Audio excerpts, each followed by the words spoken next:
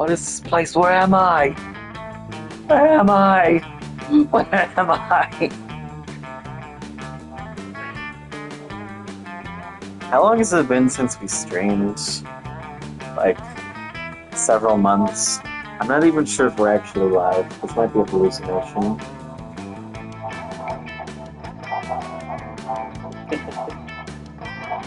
What are you calling yourself now? Zinfex. Zinfex? That's cool. Really like Sage. I have no idea what the time estimate is of when we last streamed. The last time we streamed, Silksong's DLC got announced, and currently, it is about 2 weeks until the final episode of The Amazing Digital Circus comes out. That's my estimate right now. 2 or 3 weeks, I don't remember exactly. This is the comeback game we decided to play anyways. Or the comeback game I decided to play. You're kind of more just here for the ride. 2 players. Are you on the stream? Yeah. Can you test the audio real quick?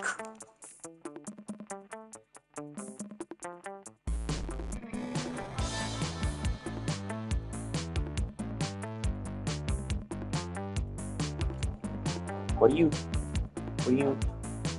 do you mean? I said, yeah, that's the audio, but not talking. What, do you want to create the echo of Doom? I said, yeah, that's the audio, but not talking. We're good. Awesome. We're going second term, of course. Full game. 1 for each. Spooky high, the sweetest years of our lives. Skip. Going with Vicky. What? But I also won. Too bad. Oh, you player blind.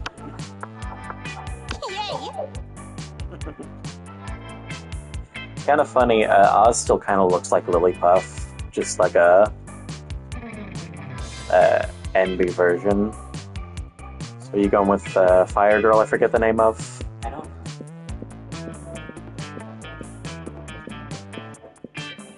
The Oz, the rough old-time viewers. Sure, let's go. Oz. I can do this. I can do this. Bro sounds like Silver the Hedgehog. It's no use. We had yet to experience its ultimate challenge, the Monster Prom. Welcome to Monster Prom's stupidest pop quiz ever. All minds are rotten, but they are rotten in so many different ways. Worry no more, we're using our... If you could put a curse on your worst enemy, what would it be? Can't rely on the effectiveness of a curse. I prefer to take care of my enemies the old-fashioned way, by exposing them to unsafe doses of radiation over the course of several years. I'd curse them to fall in love with a wonderful person and be happily married for several years, but I realized that all this time their partner was a wild panther in disguise. Then the panther viciously devours my enemy. Classic. The curse of always meeting obnoxious people at parties who are super into new fad diets that feel the need to explain them in detail. Christ. Oh yeah, we swear for real now. That's one of the things that changed. What else changed even since the last time we streamed? I mean, you went through like a brief phase where your name was Alex, but then you went back to being Sarah over the course of our hiatus. Yeah. A lot of shit happened. You were like, I think I might be gender fluid again. Actually, I don't think I am. Off stream, I did continue playing Silksong on Steel Soul because I realized it was probably not worth playing on stream. I died almost immediately while trying to get the claw line. You look like you have something to say. The entirety of 9 Souls. Oh yeah, we played the entirety of 9 Souls, and most of like a few other games. I got like really into Stardew Valley again. What else have we been playing, really? Space Marines. I feel like there was another game. Blasphemous? Maybe. I don't remember. Squirrel with a shotgun. I haven't even played that yet. Not squirrel with shotgun, it's just squirrel with a gun. Was just squirrel A with a gun. shotgun is too big. If I remember right, this is like stat boosts. That's probably smart. I feel like that's... I forget what it's called, but it's polystat. And... Hello there. Hello, Retro Knight. Came back for our hiatus. We've been gone for, I don't know, how long has it been? 500 years? 600? Probably something like that. I'm going for Miranda, so I'm going to pick this option, I think. Oh, yeah, right, I actually have to choose something. I don't know. I have no idea. I think the middle one is probably 10 eons. Okay, thank you for that. Bold, charming, smart. Charming is the one I want, maybe? I don't remember. What's Miranda's stat? I don't remember. I don't even remember the stats in this game, honestly. You got to choose how you would die. How I die is irrelevant as long as I'm allowed to haunt my enemies for the rest of eternities. As a practical demonstration, we're giving a TED Talk on how to die correctly. It's delightful. Silly. Death is a concept we invented to keep the commoners at check. That's Miranda, right? No. Yes. Or is that Vera?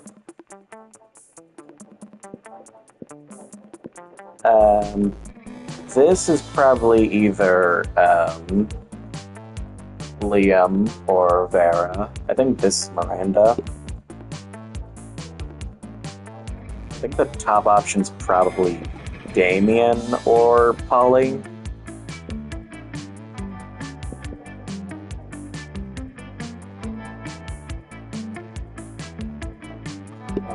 Yeah. Bold, smart, wealthy. If you were an ice cream, which flavor would you be? This is the easy ones. Double creme de la meringues. Success. Ikasumi. Spicy chocolate, no chocolate on fire. Tequila nose candy. Plutonium. Hades 2 is a 10 out of 10 for me. Oh, I still need to play that. I haven't played it yet. We have that. We bought it ages ago. We haven't played it yet. Double creme de la... I think that would be... That's either Vera or Miranda. Miranda is more like about murder, I think, than she is about status. Status is more Vera's trait. This one's Polly. Success would be 10 times better than Hades 1. I gotta play this right now. Oh, it's probably that one because that's ink. Squid ink. Ikasumi or creme de la guerre. Yeah. That one? Ikasumi? Yeah. You think that's Miranda? Okay. Yeah, squid ink. That sounds right. So that's probably Vera. This is Damien. That's Calculester. Yeah, I'm gonna go with this one. That was Zoe? I was right. It was like a few letters off of Izakai. That's why I was going to comment on that. I forgot to. Miranda wasn't even an option though, so it doesn't matter. You find your zodiac sign to be an accurate design, your own personal zodiac sign, the regal 1%, the ambiguous iguana, the randomly arranged set of stars, the red sword on fire, the rich bitch, the cute pup. Is that Miranda? The regal 1% It does say pup, so that's probably... Oh, that's Scott. Okay. Regal 1% is either Miranda or Vera. Ambiguous iguana. Which is probably, Vera. Rich bitch must be Vera. Red sword and fire is Damien. Randomly arranged set of stars feels like Polly? No, you already picked Polly. That's probably Calculester. Calculester. I'm gonna go with Regal 1%. I think that's Miranda.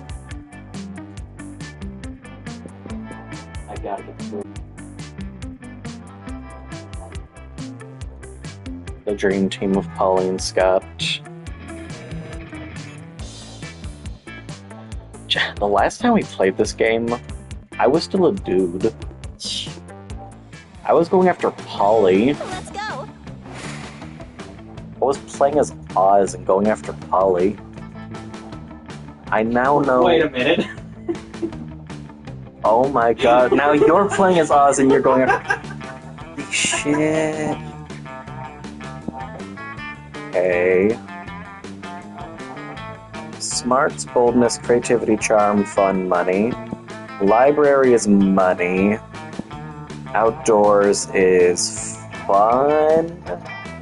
Gym is... Bathroom is boldness. Class is smarts. Auditorium is creativity. Gym is... No. Auditorium is charm. Gym is...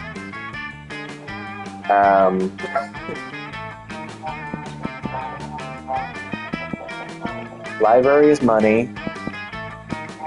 Bathrooms is boldness. Outdoors is fun. Auditorium is charm.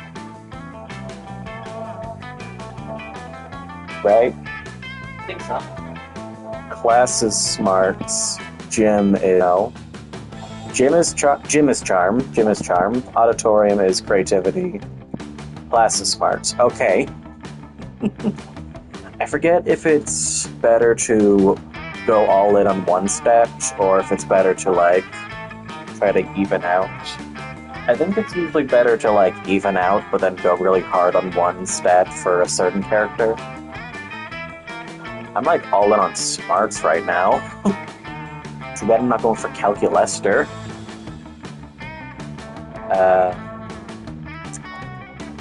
I think I want an extra creativity, so I'm going auditorium.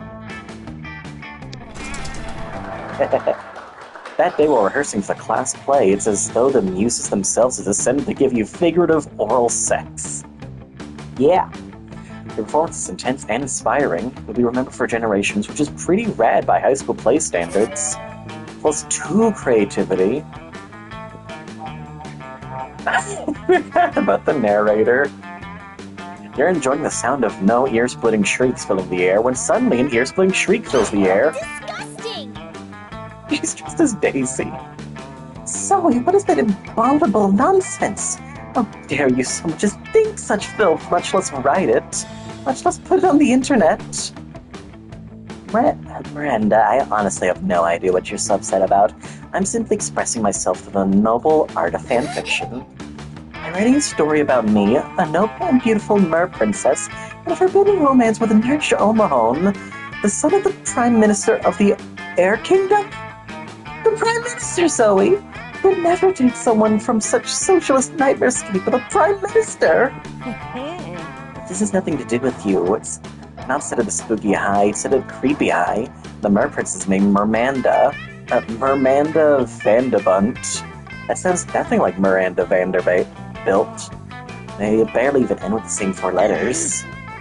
Did you know the last 4 letters are the most magical and important of all letters in monarchy culture? Why should I have this drivel ripped into shreds with a... Why, I should have this drivel ripped into shreds with a little knife. Cutlery used by the most scathing of reviewers. See, Miranda? You're nothing like Mermanda. She totally would have gone with a slander spoon. I cannot stand by while my friend, classmate, and inferior publishes such air people sympathizer nonsense. Oh dear, it's get ugly, than already is. Better step in and help a lady out. Which lady, though, is up to you. Leave Zoe alone. No.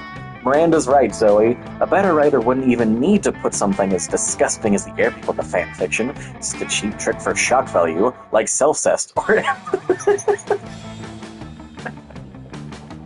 Ember... can't say it, man. Can't you see she's done you a huge favor by exposing the treachery of Marmanda Vanderbunt? You need to go destroy Marmanda, not Zoe. Self-cest? What is this self-cessed? Oh, it's when a character, like, because of time travel or a clock machine or something, has sex with themselves. What? Sex with themselves? But I'm the person I've ever met! I have always struggled to find someone who could be my equal. What if my equal was me all along? Zoe, I demand that you change your work of fiction so Princess Marmanda leaves us horrid Nash for Princess Miranda. I guess I could do that. Still have the forbidden love aspect, just twice. Yes, perfection! And now your story shall have a moral asserting the superiority of merfolk over airfolk. How majestic! Marmanda and Miranda action, the ultimate mer-princess pairing. If only there were a way to have sex with yourself in real life. Oh man, do you have something? Wait, is that sexy or just creepy? That may have just been creepy. I got this game. But luckily, Miranda can read the narration, so the game still gives you points with her as well as +2 charm and +1 fun. If I remember right, smarts should be Liam's stat. I think boldness is Damien's stat. Fun is Polly's stat. Money is Vera's stat. Charm would be... What characters am I forgetting? Charm and creativity would be Scott or Miranda. I guess charm is Miranda and creativity is Scott. I don't know about that one. All right. Pause. Oh, you need more fun. You're at 3 fun. I'm not a fun person. That day during recess, you start a half-hour rave that goes full crazy. You have no idea how it escalates so much, but at one point, there are like 3... I don't know what happened. There are like 300 people. Someone summons demons from a nightmare dimension. The consequences might distort the fabric of reality itself. But who cares? It's a rad party. Equals to fun. Later, you're minding your business when you see Polly floating down the hallway, texting, just as you're about to approach her. Cool. There you are, Polly! Following a scent. Scent of betrayal. What are you talking about, buddy? I haven't been pulling any pranks at all lately. Some very unfunny person messed with my sports gear. My left sock and my right shoe. My right sock and my left shoe. Polly, I know we're best bros, and you would never do a prank to me. But I think you do this prank to me. I smelled you. Nah, you didn't. Because ghosts don't have a scent. Not to a normal person, but a werewolf can smell anything. Ghosts smell like algebra and global warming. Right. Well, ghosts don't smell. What am I smelling? Of course ghosts smell, like candy, spiked rose wine, and Victoria's Seance lingerie. It sure is a mystery. Hop in my van, we'll go solve it, Scott.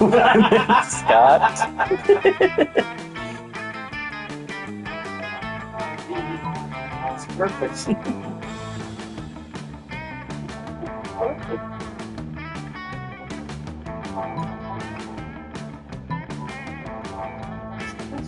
Wait, where are we? Wait. So the top option is Polly, and the bottom option is Scott. But are we siding or against them?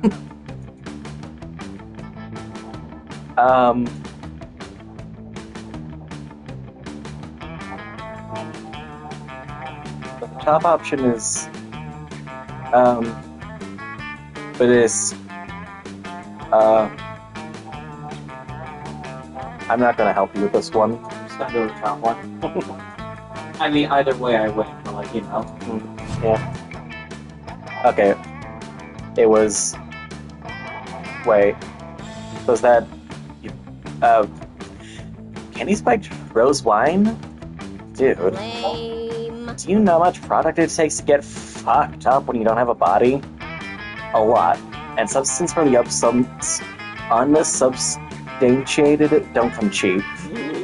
I would never, ever, ever waste time and money by putting candies in wine just for the smell. If I made reckless choices like that, I won't have the cash flow to ever even float into a Victoria's Seance, much less buy anything. We tried.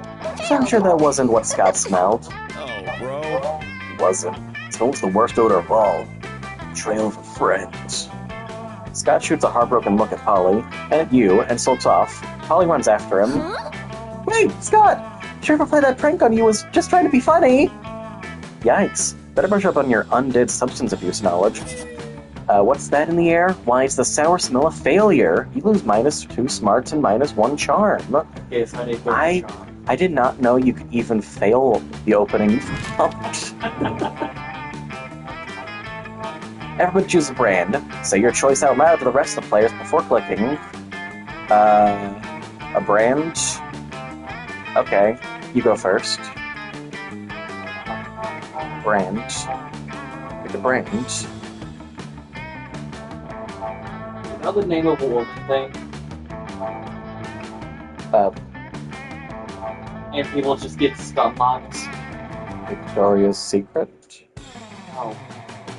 Name a woman. Oh. That thing. Name a woman. Brand. Nike. Chuck E. Cheese. Chuck E. Cheese. Bad Dragon. It's I'm pressing X, it's not going forward. Oh, it's you. Player orders decided based on how intriguing it will be if the selected brand decide to produce their own TV show! Start debating now! The Bad Dragon TV show? Let's go.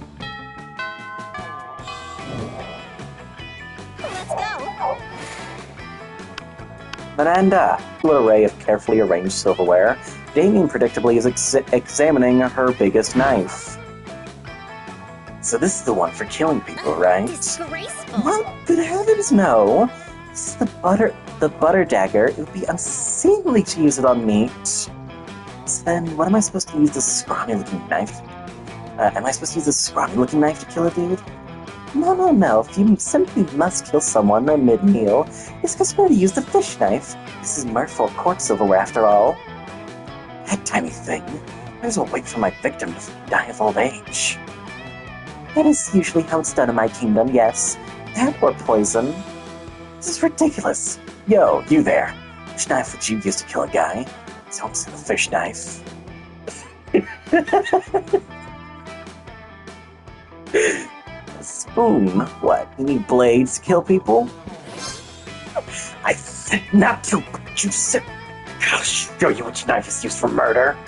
Damien picks up the big scary knife he wanted to use in the first place and lunges at you. You pick up the fish knife. Yes, defend my honor! Make sure to hold the knife with pinky extended. What? Could you disarm me? Best at stabbing. Fuck me, I guess. The fish knife really is the best for murder after all, huh? One must never doubt a princess in matters of silverware, my dear. Miranda's so impressed with your prowess in combat and silverware, she awards you her napkin as a token. Hog. All right. Fucking Liam. okay, there's Scott. I was like, is Scott even here? I was just looking around. Find Polly and Liam not eating, as usual, you know, because they're undead. You know, the food in this cafeteria really is atrocious. It's hardly even worthy of my Instagram. What? I don't even eat the food. See, this is exactly what I mean. You can do so much better than these subpar culinary abortions. I see what you mean. I mean, the two of us should have a cook-off. No. Did you say something? I am not listening because I'm so psyched about this cook-off. At no point did I agree to. I've got a huge advantage, though, because I've cooked so many fun candies. Oh, you think you've got the advantage, huh? I've been alive for centuries of culinary history. It's on. Two of them dash into the kitchen, ignoring all rules of law, school, and common decency as they commence cooking. Two celebrity chef judges appear to critique the challengers. Where'd they come from? I think they're both equally horrible, says the cruel British judge. I think they're both equally marvelous, says the overly nice British judge. Both judges turn to you. What do you think, tiebreaker judge? Who truly is the cat's pajamas? Liam's, because I think that glass jar of fresh human blood really goes to the parsley he sprinkled on top. Polly's, because she literally just made a pair of pajamas for a cat. Epic. What? Unbelievable! That's not even food! What isn't even food? Pile of yarn you're knitting in that frying pan. It's not a set of pajamas for a cat. Oh, was it supposed to be food? Sorry, I forgot what we were doing. Yes, it was supposed to be food, and yours obviously isn't. Oh yeah? How come you won the food contest, huh? Well, because, yeah, that's what I thought. Catch y'all later. I gotta go find a cat to put these pajamas on.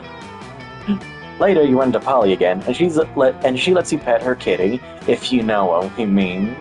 It means you get to pet the cat she put the pajamas on. What do you think it meant? Let's trade place. Everybody choose a TV show. Say your choice out loud to the rest of the players before clicking. What's that new show that all the kids are talking about? Game Overs? Game Over? That was a cool show. I like the cat. Yeah, of course you would.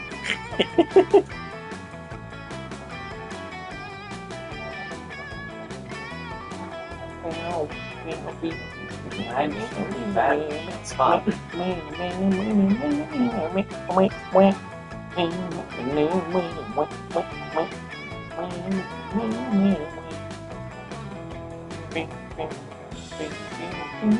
Cool, regular show. Regular show. That show just came back. Player orders decided based on how cool it would be if they decide to make a new version of the TV show that includes a cartoon version of Yogi Bear as a reoccurring comic relief. I mean, regular show does take place in a park. I think I'm with this. I think you do.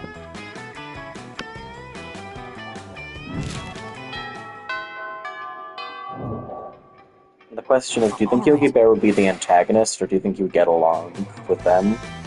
I think it'd be one of those episodes where he gets along with them initially, and then he's like the crux of the plot, being like, you know, he tries to steal their picnic basket, and they can't have that, so they kill him or something. Which one's Charm? It's your Charm? Charm should be the gym, I think.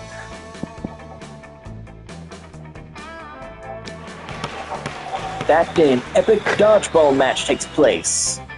They are balling. The Oz will never be ball. Everything seems lost, but you deliver an inspirational speech that fuels your team's spirit, leading to a spectacular comeback. You're clearly a natural-born leader. You can plus 2 charm. You're just getting ready to leave when you get a text from Polly. Hey, baby, let's party. And you refuse such a formal missive. You track her down immediately. Hey, you got my text. That's good, because I need some help brainstorming. I'm gonna party tonight, but I'm sure it's gonna be lame. That needs to change. See, it's a costume party, you know, where everyone dresses up as their favorite humans. I'm going as a sexy tax attorney. But I'm not sure the sexiest tax attorney. You see this party from the depths of lamitude. So, got any ideas to help spice things up? Oh, you've got some ideas, and they're the spiciest. Spike the punch with Mandrake Root to turn monsters into actual humans. Okay, you go as a sexy tax attorney. I'll go as a sexy tax evader. Smarts, boldness, creativity, charm, money, fun. I mean, you got straight 5s across the board. You should be able to pick either or, but... This one probably leaves more on boldness, right? That feels pretty bold, yeah. Top one, creativity, charm, fun. Top one might be smarts. The bottom one feels like boldness. Or charm. I do have 5 charm now. I feel like you should be fine either way. That's rough.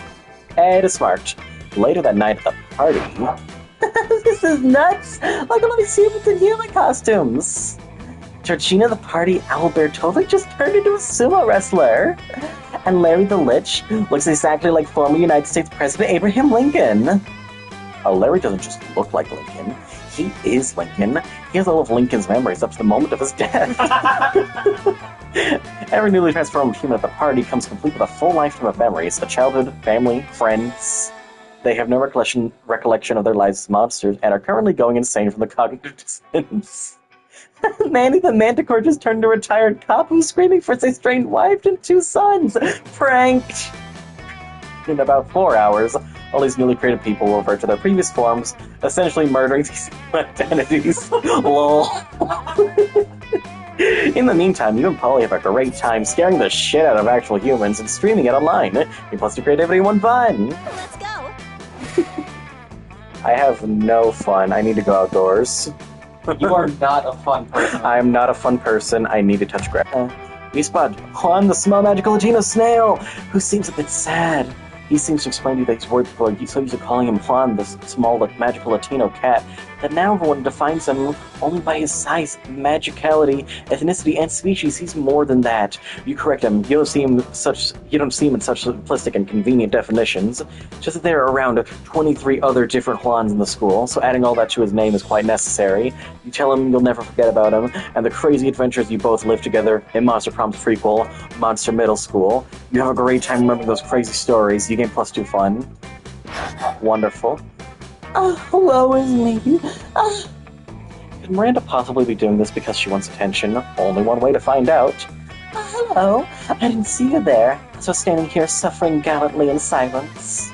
She did, and she wasn't. But okay. I had the most tragic injustice befall me earlier this morning. I was rejected from our school's water polo team. They claimed I was mistaken about how polo is conducted underwater. Excuse me, but I was raised underwater. How was one supposed to play water polo without a heavily armored seahorse's amount? How, I ask you? Perhaps I offended them when I implied they were too impoverished to afford sea steeds. If so, why? I would love to make reparations. But it may be too soon for me to show my face. Would you be so kind as to take them to the gift of this omelet to begin the healing? I am told that peasants consider eggs to be a delicacy. Obviously, and what would make the gesture even better is the personal touch of toppings, caviar, eel, chocolate for sand crabs. Never forget this was a present from a mer princess. It feels like money. It's probably money. An elegant, stencilized card with your sincere apologies, a list of their fears, and a bundle of compromising photographs. That's probably boldness, and I do not have that much boldness. So let's go with the top one, I think. Creative. Okay, well, it worked out anyways. Yes, of course! Chocolate-covered sand crabs! The food of my people! I think says fit for a mermaid princess like a breakfast of seafood. As we say in my kingdom, wake up and smell the slowly rotting whale carcass, and then come have a bite before we head off to the day's executions. I'm sure you have a similar saying here. Thank you so much for your service, my hero, and Godspeed to you and your seafood-filled omelet. And make sure to take lots of pictures of them eating the eggs so we can all remember how generous I was. Sweet! I mean, less sweet in that you now have to carry eggs filled with dead fish across campus to the water polo club's headquarters. But did you see how happy Miranda looked? Happy as a clam who wasn't baked into an omelet. You gained +2 charm and +1 creativity. I was really expecting that omelet to be poisoned or something. Pause. Alright. You're doing some healthy nighttime jogging when suddenly a chariot pulled by aquatic horses. Oh no. But there's a but in our comments. Dead. Okay, good. Not seahorses emerges from a nearby fountain. How does that even work? Anyway, a door from the chariot opens and unsurprisingly it turns out to be Miranda. Oz, you seem like a trustworthy person. Well, you certainly like to think so. I just need to let you in on a secret. And don't tell anyone this. I am a princess. I've been keeping it undercover because I think I am falling in love with a mere commoner, Vicky. I've thrown some hints here and there. I've always liked wearing my crown, or casually and subtly mention that I am a princess every 3 or 4 minutes. But soon it shall be time for the plot point in every good romance when my true identity is discovered. They must accept me as the princess that I am. Now, this always turns out just fine in the movies and the fairy tales, but alas, here in the real world, dictated by logic and reason. She can't do this one, right? There are some very confused people who think that my kingdom's benign, and helpful invasion of other kingdoms are unfair. And therefore are against the monarchy. Naturally, I am anxious to how someone like that might react when I finally learn my incredibly well-hidden secret that I'm a princess. What of Vicky? How does she feel about the monarchy? The monarchy? She loves the monarchy. That's why she voted to never vote for class president again, instead choose someone based on divine right. Oh, hadn't you heard? Vicky has a tattoo that says, down with the... I don't... on her chest. What is that word?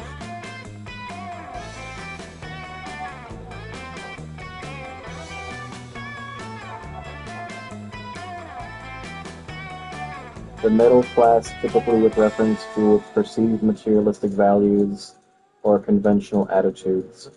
Bourgeois. I don't get it.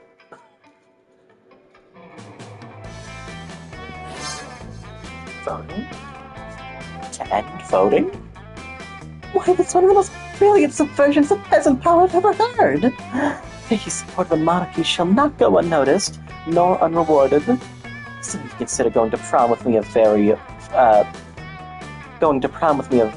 reward for supporting the monarchy. Which, of course, it is. Huzzah! Huzzah indeed. You gain +3 charm. Neat. Everybody choose a place. Say your choice out loud to the rest of the players before clicking. Jupiter, Florida. What's in this real quick? What, are you gonna look up the location of Lake Titicaca? No.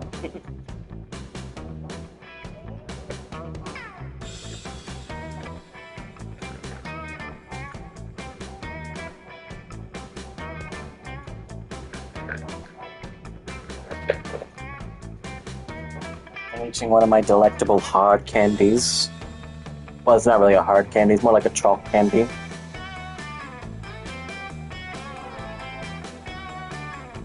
It's good suck food.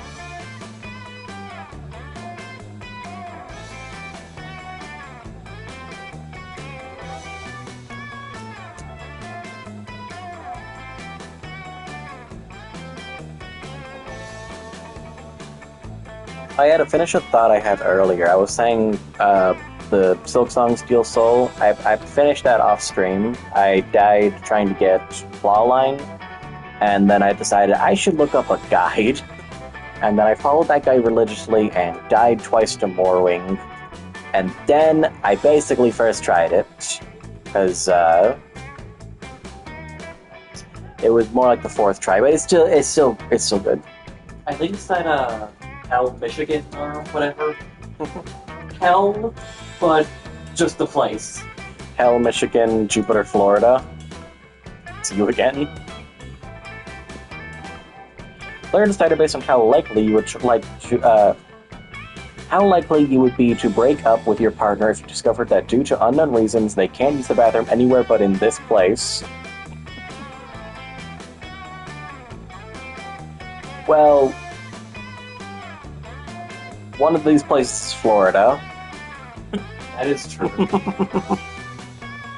That's not gonna be around soon, so... Yeah, Florida is going under the ocean. Motherfucking climate change is gonna purge that land.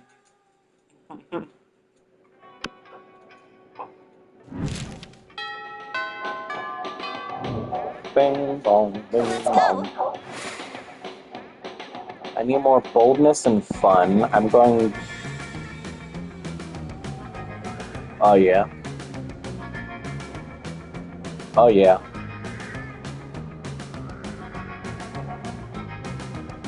I am going to the oh no, I'm not going to the bathroom. I'm not going to the bathroom. I'm going outside again. On the small magical Latino cat when he tells you that he won't ever be as fun as Bob the Scary Clown. You accept the challenge. You go straight to Bob, stab him several times, open his bleeding chest, and eat some of his guts in order to consume his slime. Really? Do you think that's how this works? Well, it is. You can plus 2 fun from poor Bob. You catch Miranda monologuing about her problems to no one. She often does this. It's like she's accustomed to having a royal scribe follow her everywhere she goes. Whatever shall I do about my army? We haven't had a proper war in months, and the soldiers are becoming ever so anxious. He tried sending the servants to give them tummy rubs, and even putting extra leaves and sticks in their cages. They just kill the servants with the sticks. I never thought managing an entire branch of the military would be so challenging. How could I possibly keep my soldiers entertained? Divide them in half and make them fight a practice war. 1,000 piñatas! That feels like it's probably fun. Divide them in half and make them fight a practice war feels like smarts. But it could be boldness. I think 1,000 piñatas is probably the safer option. My guy's gonna die. I need to charge him. Plug it up. I'm doing. Plug it up. You did. Run! You're my kingdom's living piñatas, then? No, then divine providence must have guided your suggestion. Each year, hundreds of peasants are required by law to volunteer to be stuffed with candy suspended from ropes throughout the palace. Visiting dignitaries are invited to take a few ceremonial whacks. We always have more piñatas than we can use. I'm sure Daddy would be happy to lend me 1,000 piñatas to keep my army happy. A splendid idea indeed. There's no reason you should feel guilty about this at all. You gain plus 2 boldness and 1 smart. I am so swagged out right now. You are the smartest, and you have the most charm of any person ever. I am the smartest and most charismatic person that has ever existed. All right. And you suck donkey balls. What do you need? Money? Money, smarts, or fun. Can't get fun, so either smarts or money. Or are you going for more charm? I don't feel like smarts on money is really worth it. Smarts or money from Polly probably isn't going to do you much. You can't get any more fun, and you can't get boldness right now because Cat's hogging it. Actually, I think you do get... you will still get the boldness, but you won't get an event with Polly. You'll just talk to the... You'll be able to spend from the Cat. So, should I try to get one crazy? Yeah, probably. That day, while rehearsing for the class play, you aren't especially good nor inspired. For once, it seems you aren't getting the classic creativity boost from the auditorium. But afterward, from talking to your classmates, you're having trouble conveying your point in the discussion, so you decide to convey it through music. You start singing, and suddenly everyone else joins you in a kick-ass musical number. It's so amazing that people with whom you were arguing totally get your point and change their minds once the song is over. Gain plus 2 creativity. The magic of the theater. Nothing beats the particular brand of insanity of an amateur production starring non-actors. You notice Miranda staring with admiration at Polly's costume. Such detail! Such sparkle! What do the potions do? They're just props, Mary. I think they're filled with colored water. Imagine if they weren't. What wonderful things would one conjure up? A potion to attract princess? Or princes? Potion to repel jerks? Potion to enhance beauty? Potion to repel jerks? Pick the coolest potion idea in your notebook to impress them. Potion that transports the drinker deep into outer space to explore the vastness of the universe. That's probably smarts. Potion that gives mayonnaise flavor to whatever you put it on. I think that's probably fun. Gotta go with this one. That's fantastic. Oh, you're not fun enough. Ah, you realize that's basically mayonnaise.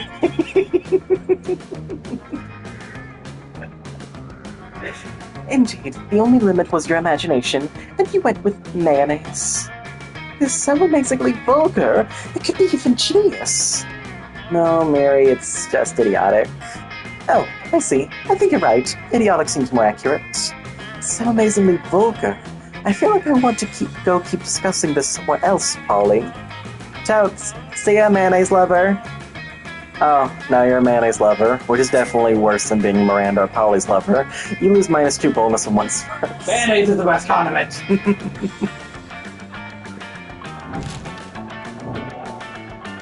Everybody choose an object. Say your choice out loud to the rest of the players before clicking.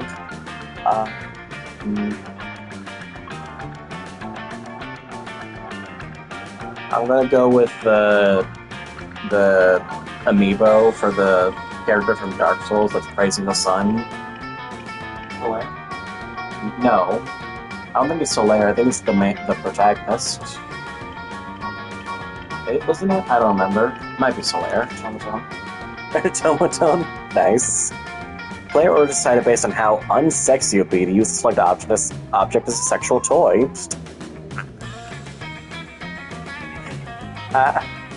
How would you even do that?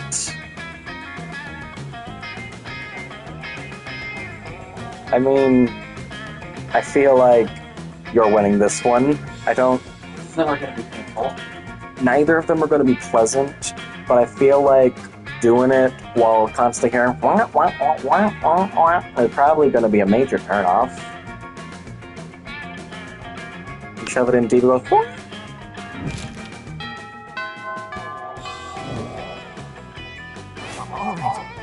Pause.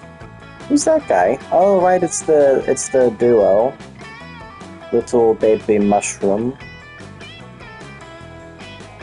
Oh, right, thank you. I'm used to you going first. When you arrive at their table, you find that Polly and Liam aren't eating. They're just taking pictures of their food. It's Polly and Liam again.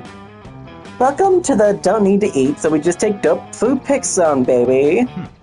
We believe that food like heavy construction machinery should be seen, not tasted. Heavy construction? Yeah, I mean, have you ever tasted heavy construction machinery? Have you? I don't know, maybe. Weekends are usually kind of blur. Kind of like a...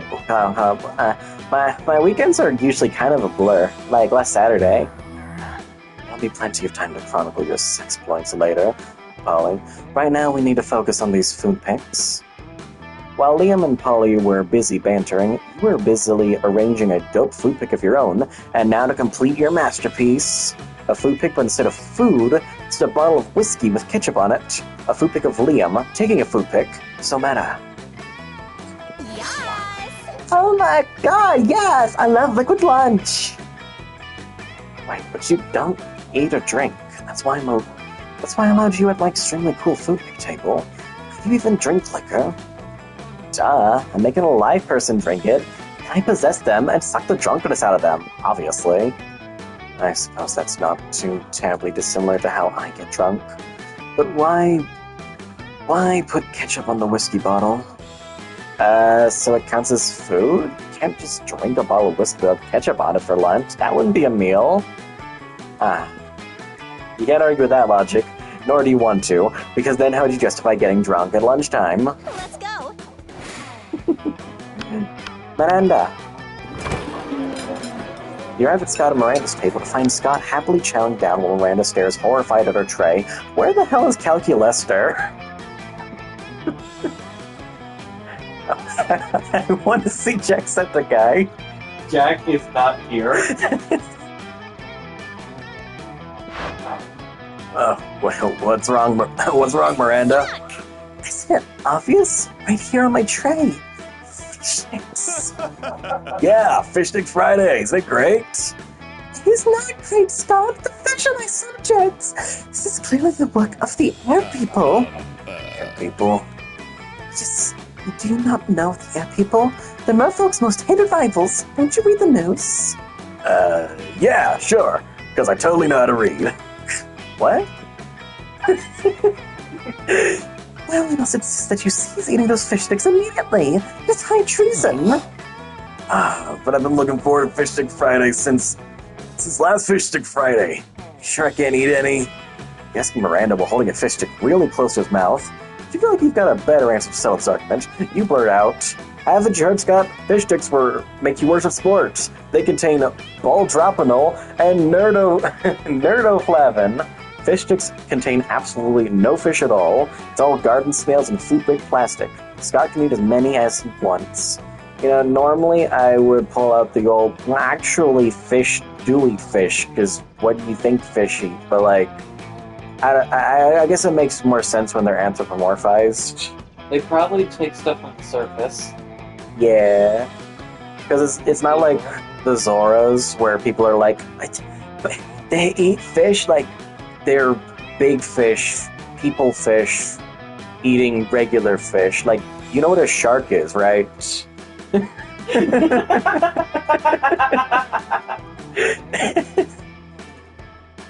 but in this case, it makes a bit more sense because it's like they probably don't even eat fish. They probably eat people.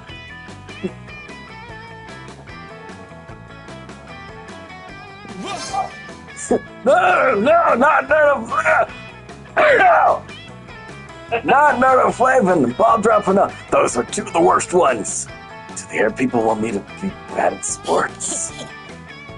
Of course they do, Scott. The air people hate sports and sportsmen. It's one of the most loathsome things about them. Aside from their feathers, their socialism. Oh, air people is birds.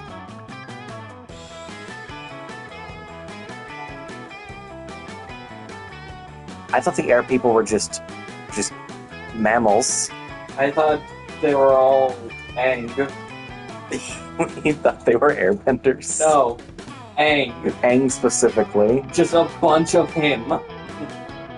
Just a million Aang. My favorite character is Ong. I like how the fighting is so slow.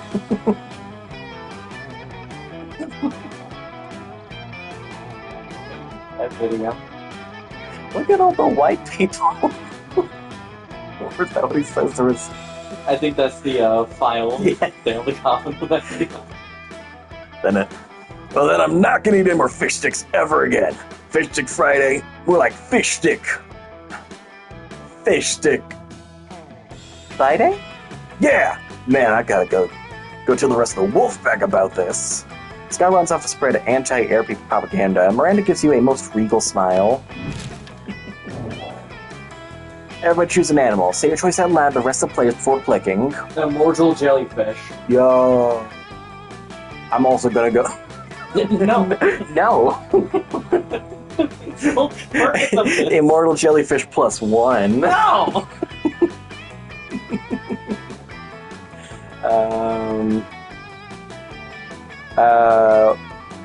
I'm gonna go with the vampire moth. Good. Player decided based on how intriguing a new Game of Thrones house would be if it had the selected animal as its sigil. Start debating now. Wait, that's kind of cool actually. Immortal squid versus vampire moth. Jellyfish. Immortal jellyfish, right? I need to look at what a vampire moth actually looks like.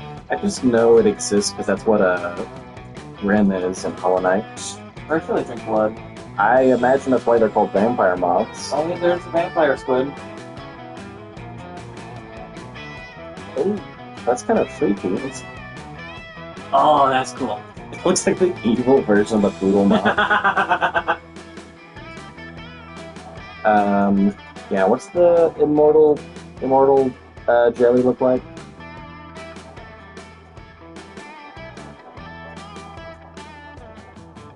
Whoa, that's sick, actually. Yeah.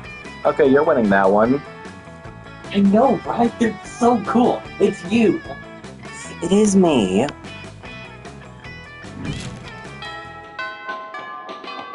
Bing bong, bing bong. Oh, Haj. I need to become fun. You need fun. I forget that you're controlling that thing over there and not moving your guy around the school. I gotta remember how to play this game. That day during recess, you start a half-hour rave that goes full crazy. Everything's fine until Juan, the small magical Latino cat, asks what you think you're doing. Damn, you didn't remember you suck at dancing. But you decide to go all in and pretend some new dance move, apparently called the Groovy Musaka. Juan looks at you and he asks you to teach him the Groovy Musaka. In no time, half the party's following your steps, enjoying the Groovy Musaka all together. It's a party to remember, you gain +2 fun, and a cool story to tell your grandkids someday. You think I'm gonna reproduce. On your way out, you spot Polly still wearing the lab coat she stole from that human party the other night. I chose this. Yo, you're right. Takes off and throws it at you to get your attention. Yo, that human party convinced me I want to be a scientist, but not just any kind, a party scientist. What's a party scientist, you ask? I'm just a scientist, decided to discover the secret to the raddest party. There are a series of extremely scientific experiments I aim to discover what exactly makes a party good. So I can distill whatever it is to a vial and drink it. Or, just have really dope parties all the time. Anyway, I'm gonna go to a bar mitzvah tonight, and I need your scientific advice. What can we do to push this party over the edge? The electric chemistry! That's gotta be smarts. The electric slide, but with actual electricity. That's probably boldness. Chemistry looks like the Ace Attorney objection. Chemistry! Yeah, smarts is currently your worst stat other than money, so... Yeah, I'm not going clown. I have to go for this one. Yeah. So fun! Later that night... I get that dance! I don't know, I never thought of this before. It's basic science! Lightning gives life to a Frankenstein. A Frankenstein is a stitched-together mass of sexy, flailing limbs, which is also what a party is. Lightning is the life of the party. What's that? Do I know who the bar mitzvah boy is? I don't know. I don't know any of these kids. Bar mitzvahs, the height of party culture. You have so much fun, you forget to tell Polly she should have said Frankenstein's monster. You gain +2 fun and +1 charm. I was literally thinking that, but I didn't want to say it. Okay, I have enough of, everything. Boldness, I don't think so. Class, I couldn't get smarts if I wanted to. Creativity, maybe. Fun, money. I think I'm going creativity. Yeah, you already had fun, so I'm going creativity. That day rehearsing a class play, you totally forget your lines. It's terrible. But you don't let that get you down. You start improvising all your lines, and it's marvelous. Somehow it advances the pathos of the play in unexpected ways. And that's saying something, since half of your improvisation is a rap battle against your inner fears. You gain +2 creativity. Oh, woe is me. Alas and alack a day. Miranda throwing a hissy fit. Must be Tuesday. Still, what else are you going to do? Study? Ha! Hello, don't mind me. I'm simply enjoying the most horrible injustice to happen to anyone ever. You shan't believe such cruelty could happen at our own school. But today, Miss the Loch Ness Monster told me that I shall be reading receiving a B+ in our class. A B+! And because I seldom attended, does she not understand the importance of my daily royal manicures? Such a horrid grade will surely cause father to cease paying for my seahorse insurance as punishment, and then how shall suitors call upon me? Tragedy! If only someone knew of a way I could, I don't know, perhaps break into Principal Giant Spider's office, access the private computer, and alter my grade. Stick a web of files out to the principal's office. When he goes out to eat, we sneak in to cheat. Burst into tears. Spiders hate tears. I feel like that's charm. Charm is my best stat currently. Stick a web of flies outside the principal's office. When he goes out to eat, we sneak in to cheat. That's smarts. Smarts is at 10. So I think I'll take that one. Yeah! My ladies-in-waiting are expecting lace makers. I'm sure they shall have no problem dropping everything in order to detain a variety of bugs. Indeed, they won't, or are too terrified to object, and they create a sticky, gooey web. principal giant spider emerges to gorge on dung beetles that still smell of shit, which is apparently a thing spiders like. You Miranda sneak into his office, and using the skills you learn in Cyber Terrorism 101, hack into the files in no time. Oh, look at that! I have an A+. I guess I underestimated my own amazingness. I'm very surprised by this development. I suppose as long as we're here, I might as well fill his thumb drive with top-secret school security footage. No reason. That seems on the level. Definitely don't ask any follow-up questions. Just gain +3 charm would be cool. 14 charm! That weekend, something happened to me. Let's go. We were having a quiet evening with a coconut and totally not human flesh flavored smoothie when Polly phases in. Sup, Vicky? You planning coming to my death day party? It's gonna be lit! It's gonna have all kinds of reminders of the way I died. Guillotines, quicksand, alligators, and all the food will be poison, of course. Wait, what? How did this girl die again? You know, I've been thinking about it, and I'm really into the idea of sharing my afterlife with a fellow ghost, you know? Think of all the cute ghost dates we can go on. Going to haunted houses on Halloween and actually haunting them? Walking through walls to get where we want to go? Appearing in turns to reveal perspective and truth to greedy old misers who don't appreciate the holidays? You know, the classic ghost stuff.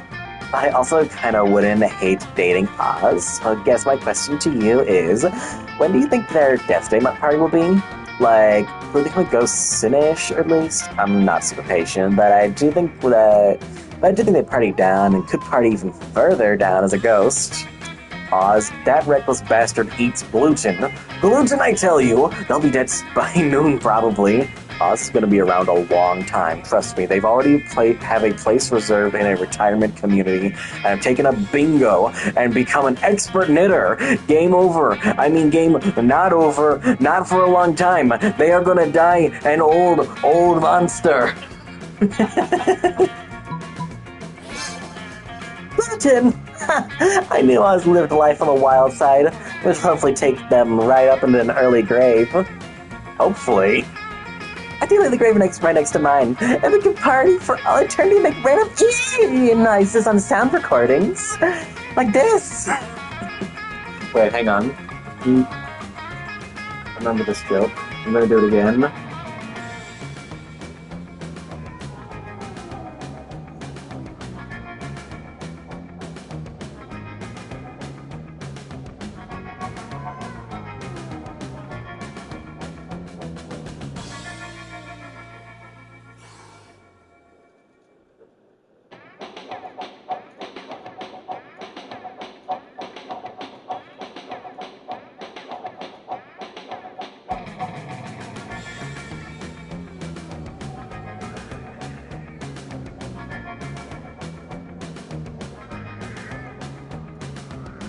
Play.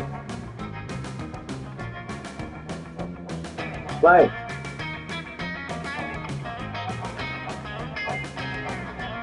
Why is this working?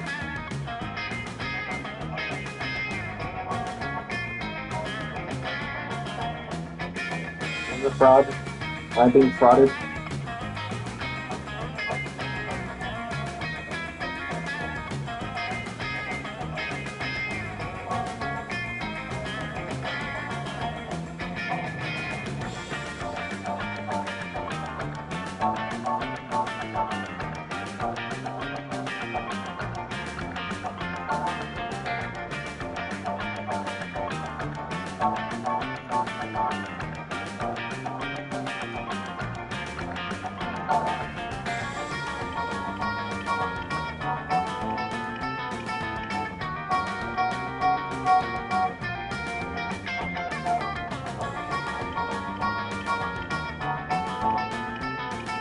Apparently just want to fire the loading. I don't think it's gonna work. Well, I do have a backup. Oh, there it is. Wait, do it. 一区一题， I don't think that's 后二 correct. 题王这通不送贴， What the hell did you just say? Or are you trying?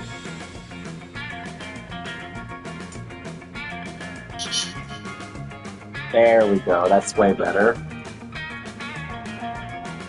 Bro, I can never find any text-to-speech things anymore. If you decide to die anytime soon, you're welcome to come to our ghost rays. They're going to be ghastly. Well, you're not really sure how Oz is going to feel about how excited you all are by their impending death, but hopefully they'll be psyched that it's a death approved by and eagerly awaited by Polly. Aw man, how awkward is it going to be if Oz is actually in love with Scott, and now you're all psyched about their dying for nothing like a sociopath? You keep +3 fun for sending Oz to an early awesome grave! Everybody chooses a part of their body. Say your choice out loud to the rest of the players before clicking. Weenus. Appendix. Everybody do the Weenix. The Weenix is a dance. The Weenus. Everybody is a genius who knows it in advance. They're decided based on how insufferable it would be if from now on it would be forced to eat your food only using that part of the body instead of your hands. How the hell do you eat food with your appendix? By ripping it out, honestly. Well, I mean, a lot of people get theirs removed, so it would basically just be your new utensil. Or use your elbows. I think I might be biased, but I feel like I win this one. You can't even. I don't think you can eat food with your elbows. No, but how... It's a thing where people are like, oh yeah, can you lick your elbow? Mm-hmm. Yeah, because, like, you could maybe pick it up, but then, like, how are you gonna eat it? Like, Yeah. you have to scoop it up, and then you have to, like, flick it into the air. Or, like roll it down your arms into your mouth. Yeah. Like, could you, like, maybe pick up a bowl of soup? Or maybe you have to, like, go on a liquid-only diet, and you have to use your elbows. Ow. Don't do that. And you have to, like, use it to get a straw, a really long straw, and then you have to... I think I win this one. Like, with the appendix, you would just starve. Yeah, you just die. Let's go. Boldness or money. So...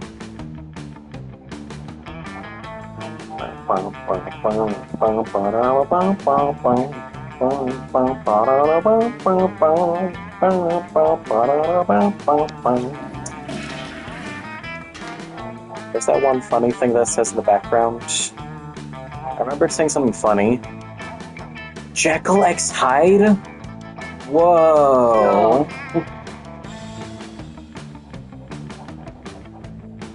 I could have sworn there was some that said death overrated.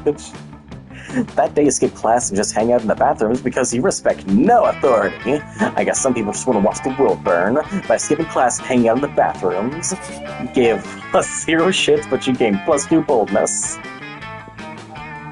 As you wander around talking to yourself like a weirdo, you notice Miranda walking around talking to herself like a weirdo. She seems to be addressing an imaginary crowd. Fellow classmate. Oh, hello. I was just practicing my royal way for when I am crowned prom queen. I feel there is a lot to be learned before I ascend the throne. Naturally, as a princess, I am already great at wearing crowns, talking to cute animal friends, quelling rebellions through excessive force, and singing sweetly. But I lack administrative experience. I have never so much as issued a decree. I wonder what my first should be. You don't have the heart to tell her that the role of a prom queen doesn't come with bleh. Maybe you should just give her some suggestions instead. Taxes! Taxes are fun! Paint every student pink. That's gotta be money. Paint every student pink. Dang it! Pink? Why pink? Why not orange or gold or lavender? You start to tell her that it could be any color she wants, but she just continues talking over you. I might as well just set them all on fire and turn them all black. Disgraceful. Now, what good would that be? What use would my subjects be to me if they were all charred? I mind that you never said anything about setting anyone on fire, and that was all on her. But she's already haughtily storming off. You lose -2 fun and -1 creativity. Dang. So apparently I gotta learn how science works now, so... That day, you listened to your elders and learned valuable lessons. Sometimes, after all the monster nonsense in the dating gimmicks, you forget that attending class is supposed to be the primary activity of this high school. You gain +2 smarts. The teacher hasn't arrived yet, so everybody's chatting amongst themselves. And just like... Holly and Scott are sitting next to you, and you can't help overhearing their conversation. Alright, I hereby call this meeting of the Prank Masters to order. Prank Master Dog. Here. Prank Master Geist. Present. Great. Okay, first order of business, Operation Prank the Teacher. Should we come with a different name for the operation? It's more secret. No, Scott. That's what they're expecting. Oh, okay. I think we should poop on her desk. Huh, it's pretty good, but ghosts can't poop, and I want to participate. Good point. What else can we do? Oh, Miss Lestrade. Miss Lestrade is a vampire, right? Well, move the blinds so when she comes in, she burns to dust. Oh boy, that'd be such a good prank. That's why we're the Prank Masters. Scott will probably excitedly try to open the blinds, but they won't budge. Seems like Miss Lestrade anticipates this particular prank. Ah, lame. Well, I'm temporarily out of ideas. Scott? Nothing. Anybody? Anybody? Prank Masters are currently accepting applications. You fancy yourself a bit of a prankster, don't you? Why not treat them to one of your amazing prank ideas? Tell the teacher that she's got something on her face. There's no way for her to check. That's probably smarts. Quick, become a minister and concentrate the room. She won't be able to enter. What? Consecrate the room? She won't be able to enter? I think that's creativity. The bottom one feels like creativity. I think they're implying turning the classroom into a holy place so the vampire can't enter. Up to yeah. Not so smart.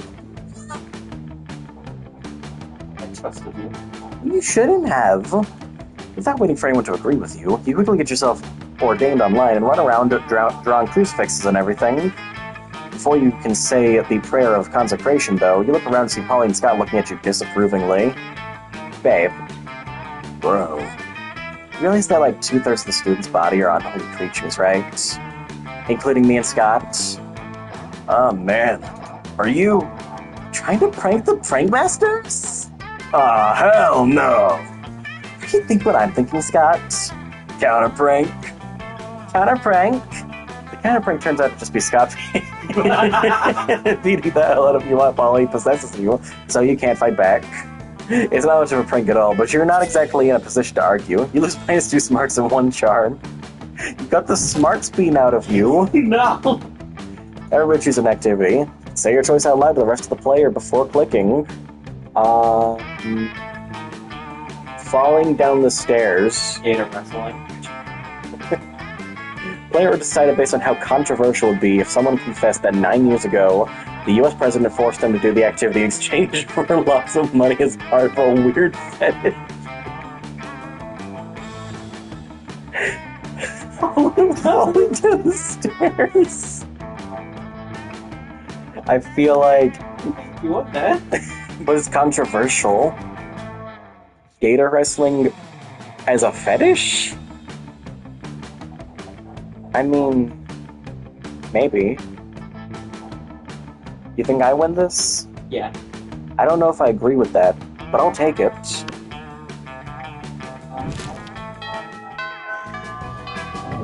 We're going to the launch room. We are going to space. Miranda, Calculaster is dead. We're sitting in her by herself. Come on, Sasha. No sooner have you sat down at Damien and Miranda's table than a haunting melody fills the air. It is a melody of cold northern peaks of cloying sweetness of a supple bovine treat. Bovine teat, the song of The ice cream wizard! He's here! I'm getting so much ice cream and then puke on someone I don't like. Oh, goodness, the ice cream wizard only comes but once per solstice, and the hour of the ascended pancake. You see an old dude in a fluffy blue hat pushing a refrigerated cart with this shit magic painted on the side. There's so many great options to choose. Gonna get a magma bar, brain destroyer, chuckle broomstick. What about fear of death, a frozen cobra, berserker berry blitz? The wizard's frozen treats invariably turn me into a frog for some reason. Perhaps I simply have not tried the right one yet. I want you to try. If only someone would suggest a solution that is truly the most would suggest a solution to what is truly the most difficult problem I've ever faced. Try those sugar-blasted Prince lips. You love Particular's ice cream. But of course, I always have to try to find a prince to kiss me, but out of being a frog, why not cut out the middleman? Prince lips. Gross. I've already got a pair of those attached to my face. Is he a prince? I don't remember if... What? Where? Here where my mouth is. Wait, Damien? You're a prince? Oh, you hide so well. Gee, thanks. Miranda's not paying attention. She was traded the ice cream wizard several gold ingots for a pair of sugar-blasted prince lips. Oh my, I can taste the enchantment already! Miranda finishes the prince lips in 3 graphic switches. Afterwards, her lips are pretty cold, and she invites you to help her warm them up. Alright. Yo! They're back. You find Polly and Scott huddled at your chosen table. If these two work together, it can only mean one thing. I hereby call this meeting of the Prank Masters to order. Prank Masters Hal, present and accounted for. Chairman Geist, all dressed up and ready to prank. How come you get to be chairman? Well, which one of us can throw chairs around the room with our ghost powers? I don't have ghost powers, so... Oh, you! I get it! Chair, man. But... No, don't argue, Scott. We've got to come up with a baller food prank before the end of lunch. Love that face. It's a beautiful face. I vibe with it internally, and spiritually, and sexually. I'm sorry. Calm down. Calm yourself. Oh yeah, okay. What if we ate our food like a good boy? Is that a prank? No, Scott. For the last time, that's not a prank, and I don't eat. I'm having trouble coming up with another idea. Anybody else? You've been waiting all your life for an opportunity like this. You propose the ultimate food prank.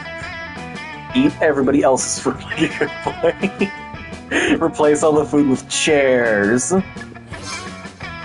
Yes! You know what they say, when life gives you chairs, do pranks with the chairs. But I've never heard Coach say that. Doesn't it sound like the kind of thing he would say, though? Yeah, it kinda does. I was supposed to help, though. You're the chairman. Easy, Scott. Just be a chair. Oh, of course! Scott puts himself into an uncomfortable-looking shape. He seems happy, though. Like this? Exactly like that. Now, up you go. Wait, does this make me a chairman? Sure, totally. Paula doesn't seem to mind sharing her title with Scott, or her affection with you. Prank achieved. Everybody chooses a food. Say your choice out loud to the rest of the players before clicking. Deep fried butter on a stick.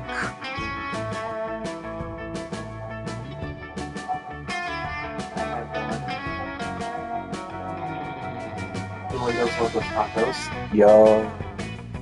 Player decided based on how plausible the chosen food be as a vehicle for government mind control. Start debating now. I feel like Locos Tacos would be easier, because those are epic. Butter on a stick, deep fried butter on a stick is more like an assassination. Alright. Pause. Alright, take 2, let's go.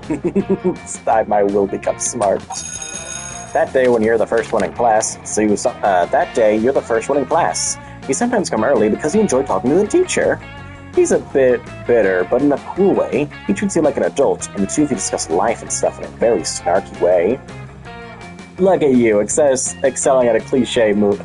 Look at you, excelling at cliche movie tropes. You get +2 smarts and +1 valuable insight, life insight, that will help you face the difficulties of being young. So But he's really winning. True. Though that means you only have +1 in that stat, which means it's kind of like, it still kind of sucks. Damn it. But none of that matters. You're late to meet Polly for more party experiments. Boo! Alright, our research is progressing well so far, but we've got a very limited sample size. I need to know that we can make any party the best, not just... I need to know we can make any party the best, not just some parties. So tomorrow morning, we're gonna crash a funeral. If we can make that fun, we can make anything fun. So, brainstorm time. How can we put the fun back in funeral? Bouncy castle. Possess the body of the deceased and bring him back for one last party. I'm gonna say that might be boldness. Or creativity. Maybe. Bouncy castle has to be fun, right? So it's fun. I want to see the bouncy castle. Believe! No! Wait, it was creative. Was you 9? And it wasn't it? We're going to die. Later that night, you follow the procession of weeping mourners into the cathedral. The pallbearers lay the coffin on the dais, or at least they try to. As soon as they set it down, it starts bouncing around the room. The lid flaps open, exposing the corpse's sallow face and lifeless eyes. Hey, why is everyone screaming? It's my friend's awesome idea. You remind her that you suggested a bouncy castle. Really? I thought you said bouncy coffin. Gotta learn to enunciate while I'm drunk. Somehow, this still ends up being your fault. The mourners even make you chase down the bouncy coffin, lose -2 fun and -1 boldness. Let's go! This time, though, it's not my fault. I'm going to go with creativity, because apparently a 9 isn't good enough. That day we're rehearsing for class play, you can't help but feel you're not as good as the role requires you to be. Doesn't seem to be any ordinary way of getting yourself there, but there might be an extraordinary way. You summon the devil, one of many, and make a deal to enhance your creativity just a bit. You +2 creativity, you also lose -3 years of your life as your end of the deal, but who cares? They weren't happening in-game anyway. I'm like undead. I don't know if that counts. Oh my god, what a wonderful, beautiful, exciting, exciting day. I hope someone can share my joy. My great aunt, sea monster, unholy terror, McCrackenface O Cthulhu, has just received an award for her work with shipwrecks. She's now one of their leading causes. I want to send her my congratulations, but no one from the Postal Service will go near her lair for fear of their lives. Oh, if only some brave hero would volunteer to deliver this important and time-sensitive missive. Why is a letter of congratulations so time-sensitive, you ask? Well, it's because of, well, you see, these are very special congratulations with instructions to do something congratulatory for herself, you know? Just get the letter. There's something fishy about this request, but you've never let that stop before. Come with a foolproof plan. Hire Scooper, the underwater taxi service, to deliver the letter for you. It feels like creativity? Dynamite the toilet! Dive into the sewer and swim there yourself! That's gotta be boldness. Wealthy! Higher. With just a touch of a button. Well, if it went anything like yours did, the other one was boldness, that would have been 9. It wouldn't have worked anyways. We're both screwed. We're boned! With a touch of a button, you're able to call a scuba driver to your school. give him very specific instructions as to latitude and longitude, but conveniently leave out the part about the sea monster. 2 days later, you see the fruits of your labor. A missing scuba driver turned up drowned in my kingdom, and now an AI Jazzy Brawfish article is accusing my father of kidnapping and murder? You're one delivery man for being late, and suddenly every driver around drowned in their car near your castle is your fault. Thanks for framing your father for murder. Who knows how many journalists he's going to have to take care of this time? In class later, she passed him an index card with a frowny face drawn on it, which is pretty harsh from Miranda. Ouch. He was -2 charm and 1 fun. That monster prom draws near. Well, let's see how it goes. Bully! Blue. I'm scared. All right. Finally pluck up your courage and ask your beloved to go to the monster prom with you. Oh, Yeah, I'm pretty sure I saw this. yeah. Bye. Try. And fail. Oh, they're devastated. Let's go. I'm going to die. Oh, you're asking me to go to monster prom? Oh, chivalrous and brave of you. Yes, I accept your proposal. Is it like not based off if you complete their plot and more like just if you have high enough stats? I don't understand how this game works. I think you just need to get enough hearts with them. Yeah, something like that. Because if you mess it up, then you don't get hearts. Right. Okay, that's probably it. I can't wait to order a poison apple online so I can fall into a magical slumber until you come to my house on the night of the monster prom. I see no issues with doing this. My knight See in you soon, shiny my- armor. Love conquers all. Prom night was fantastic. Oh my god, it's so cute. I'm going to die. Fantastic. Poor kid. Just hated him. Poor kid. Poor kid. Poor kid, just Poor kid. I just hated him. Poor kid. You had a lot of fun, but that wasn't enough for Miranda. You wanted to be the best knight ever. So she acquired all the fun from some of your classmates and used it to increase yours. Whoa! You thought fun didn't work that way, but it turns out it does. You'll both remember that night forever. Oh, my fun was fair. Most likely to own a male jar as a pet. What? Why can't I use my quoting sir for this quote? How disastrous. We're like still not even remotely close to getting this maxed out. But we'll just keep going. It's going to be a lifelong endeavor. That freaking... What are they called? Kappa? That dude in the bottom. I wish him harm. I want to kill him. Those 3 weeks were maybe the most epic and absurd weeks of our lives. After the monster prom, we kept on living our lives, falling in love, battling for friendship, and learning about who we were and who we could be. And you know what? Like it always does, life happened, and it was wonderful. Polly graduated from doing lots of ayahuasca, and now she appears to hallucinating people and acts as their spirit animal. Miranda used her vast knowledge of serfs to get a job handpicking the best serfs for other people. Unsurprisingly, she ended up leaving her serfs to do the work. Calculester, he lives! Uploaded his mind to the net and finally became the internet. Oh, well, that's where he went. Oh, okay, that's why he disappeared. Dude, we were the side plots. Wow. Bro is the main character. We now surfing the web is 200% nicer. For those 3 weeks, the monster prom seemed larger than life, and then it was gone, just like that. Battle for monster prom might have ended then, but there were plenty of battles left in that war called youth. Once again, we were young and unafraid, and we were ready to start. What?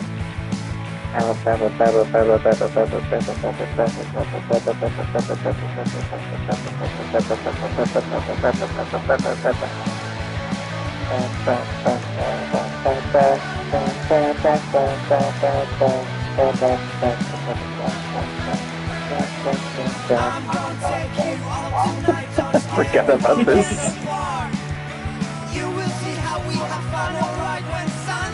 Whoa, that one's a gremlin. gonna go with Slenderman.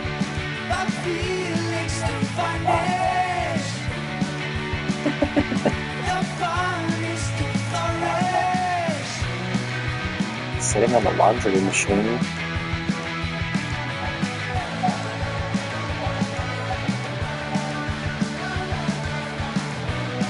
Your character. Frank Juice.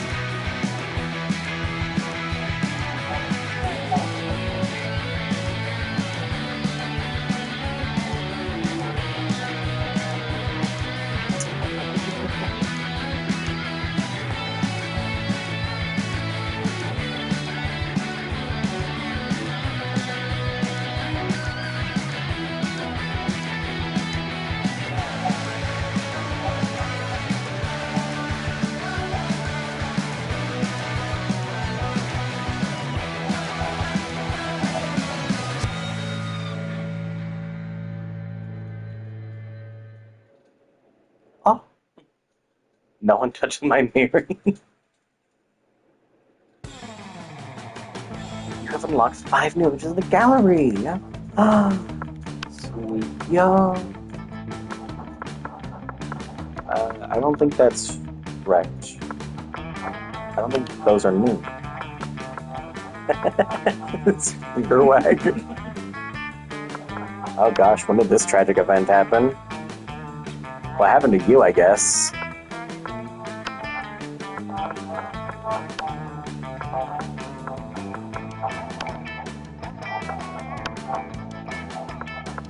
Are these all the Vicky versions, or is it because I was playing as Vicky? Oh. Hang on, go into one. Variation. Okay.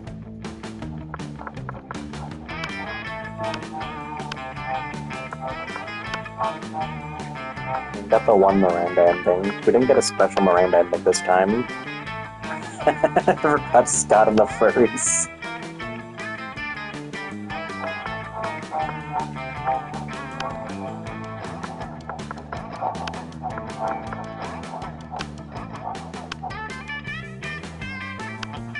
Ah, there's one of the new ones. Got the Vicky Miranda ending.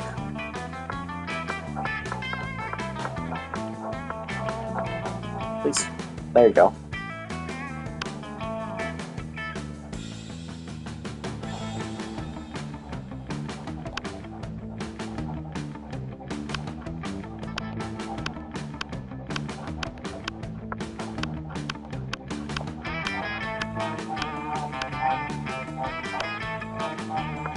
What did we do, Victor or Miranda?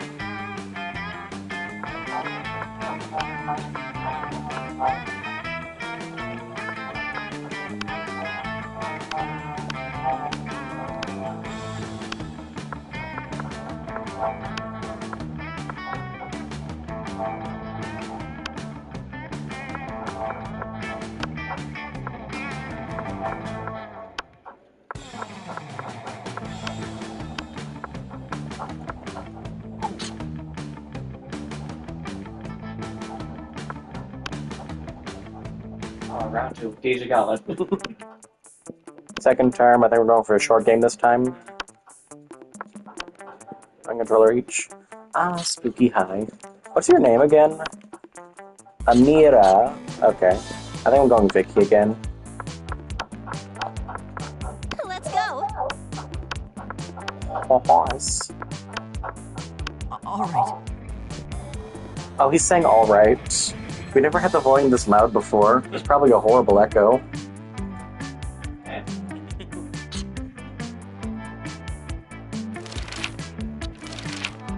The coolest reality show would all sorts of questions relevant to their field, and if they fail, they lose their jobs, and society wins. 12 experts in the various arts of seduction live in a house where they must face a common challenge, seducing a potato into marriage, somehow. The potato season. The potato season. What's that, 4 or 6? 8 rich people fight in weekly challenges to see who's the best at giving money to you. This is probably wealth. This is probably charm. And this would be smarts, maybe? I'll go with charm. It was smart. What am I looking at? If you could go back in time, what's one thing you'll tell your younger self? I'd advise myself not to buy a time machine, worst investment ever. Turned out to be the blockbuster of 2032. Why should we assume silly younger me needs advice? I've grown up to have a fucking time machine, so I must have done something right. Fuck younger me. We're going straight to Woodstock, baby. What the? Isn't that the hippie party? I tell myself not to teach that robot to fall in love, as romantic as it might have seemed at the moment. It started the Robot Revolution 2037, way worse, much more positive Robot Sexual Revolution of 2043.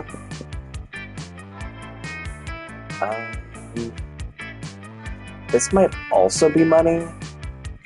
This is clearly fun, and that's probably maybe also charm. I don't know, I'll go with that one. Smart. Okay. If you were a D&D character, what would be your class? Gunhaver!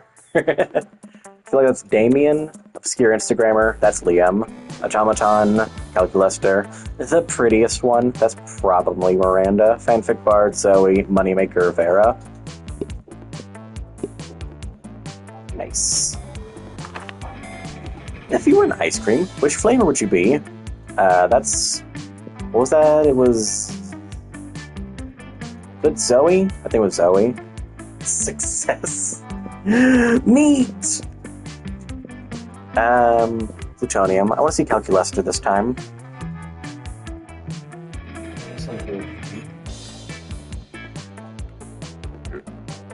And what would that be? Wow. It's everywhere.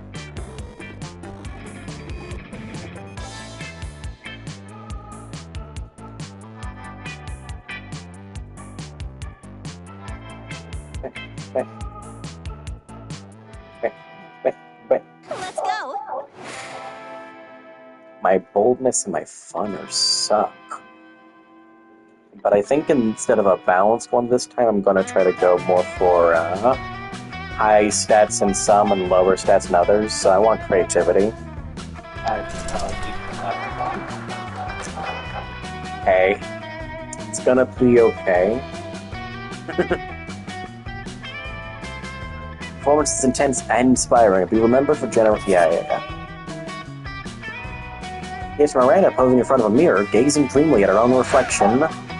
Oh, how would I would love to win the talent show. You just want to see her in a daisy dress. Nah. Of course, Daddy pays a dozen peasants to tell me how talented I am every morning. But that's not the same. After all, they're peasants.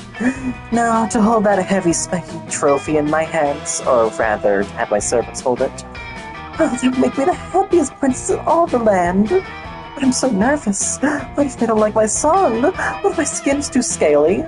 What if I accidentally say a swear? Okay, Miranda, be calm. What Daddy says. If you don't calm down, failure's 100% assured. Well, this isn't helping. None of them is calm. Looks like Miranda's caught in a vicious cycle. Quick, help her out before she worries herself to death. Where's Calculester? Did we erase him? Don't worry about those chumps in the audience. They don't love you. They're untalented at recognizing talent. That feels like smarts. I know a great trick for beating stage fright. Just picture everyone naked. That feels like fun. I think that's fun. It could also, it's probably bold, yeah. So let's go to the top one. Charming. Oh my, what a marvelously kind thing to say! You were right, of course. How's to lead me to doubt it? It is as Daddy says, us aristocrats are simply better than other people. You were quite perceptive for a commoner. And you know, if I don't do well in the talent show, I suppose that's alright. Daddy can always have the judges executed for their impudence. I'm glad you're not judging the talent show this year. You gain +2 smart and 1 charm. All right. Nice. You're going Zoe? Yeah, so you probably want creativity or charm, maybe? Well, I can't do the one that sucks. I like charm is more important. Or even boldness. Where did the music go? I think the track ended. This is ominous. I don't like this. Pick something. Which one did I go for? I said I think you should go for boldness, but it's up to you. I think charm. Probably. Charm? That day, an epic doggo match takes place. Everything seems lost, but you deliver an inspirational speech that fuels your team's spirit, leading to a spectacular comeback. You're clearly a natural-born leader. You gain +2 charm. Where's the music? You were going to help Zoe with her math homework but you noticed her surrounded by a crowd of sinister cloaked figures. She seems pissed about. Forgot how to do her voice. Give me a second. Guys, stop it. I want to eat dead goats. I'm at school. We must commence the rituals. We understand you perfectly, Lord Seagord. This is a test. Let's bring you even more dead... Okay, can we... I'm going to... we need to restart. Yeah. This is going to drive me mad. No music.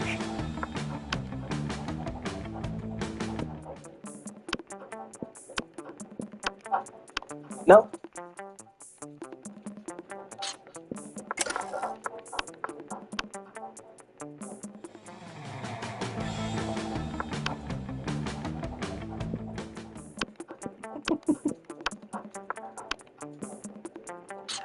Spooky high. Sweet. Nice. I can do this.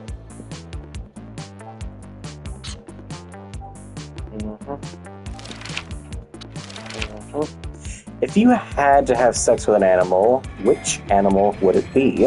A dolphin. They're the only other animal that fucks just for pleasure, so at least we could both do our best to have a good time, right? I don't know if that's true.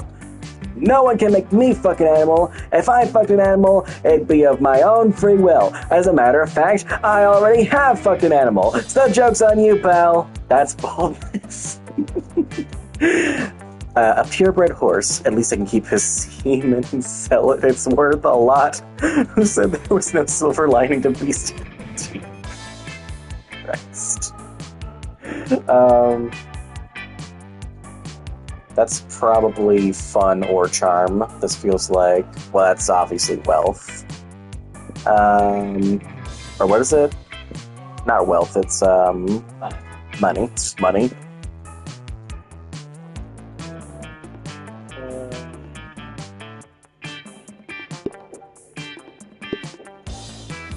It's fun! Well. What would be the coolest prize you could find in a box of cereal?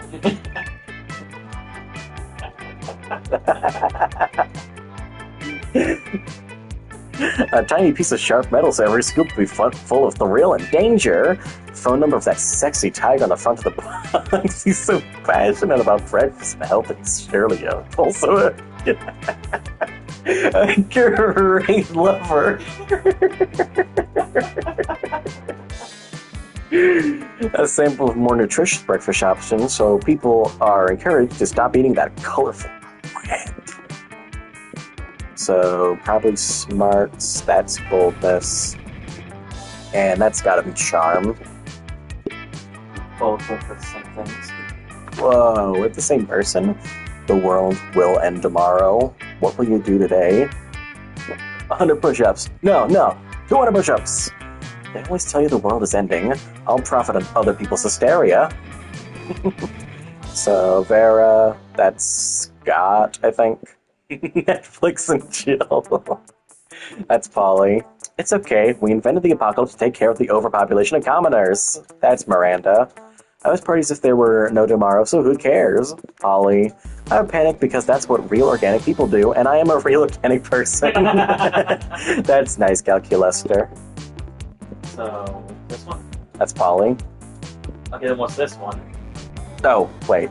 Netflix and... Oh, that's Zoe, then. What would be a killer accessory? Fancy brass knuckles, Damien. Necklace with your own name in case you forget. Scott. Sunglasses at night. Leo? Polly? Oh. Logitech G560, the best RGB gaming speakers. Calculester, coolness itself. A fabulous purse made from the skin of your worst enemy. I think this is Calculester, so I'm going to go with that one. I can do something really fun with that. Oh my god. I won't. It's not like I could.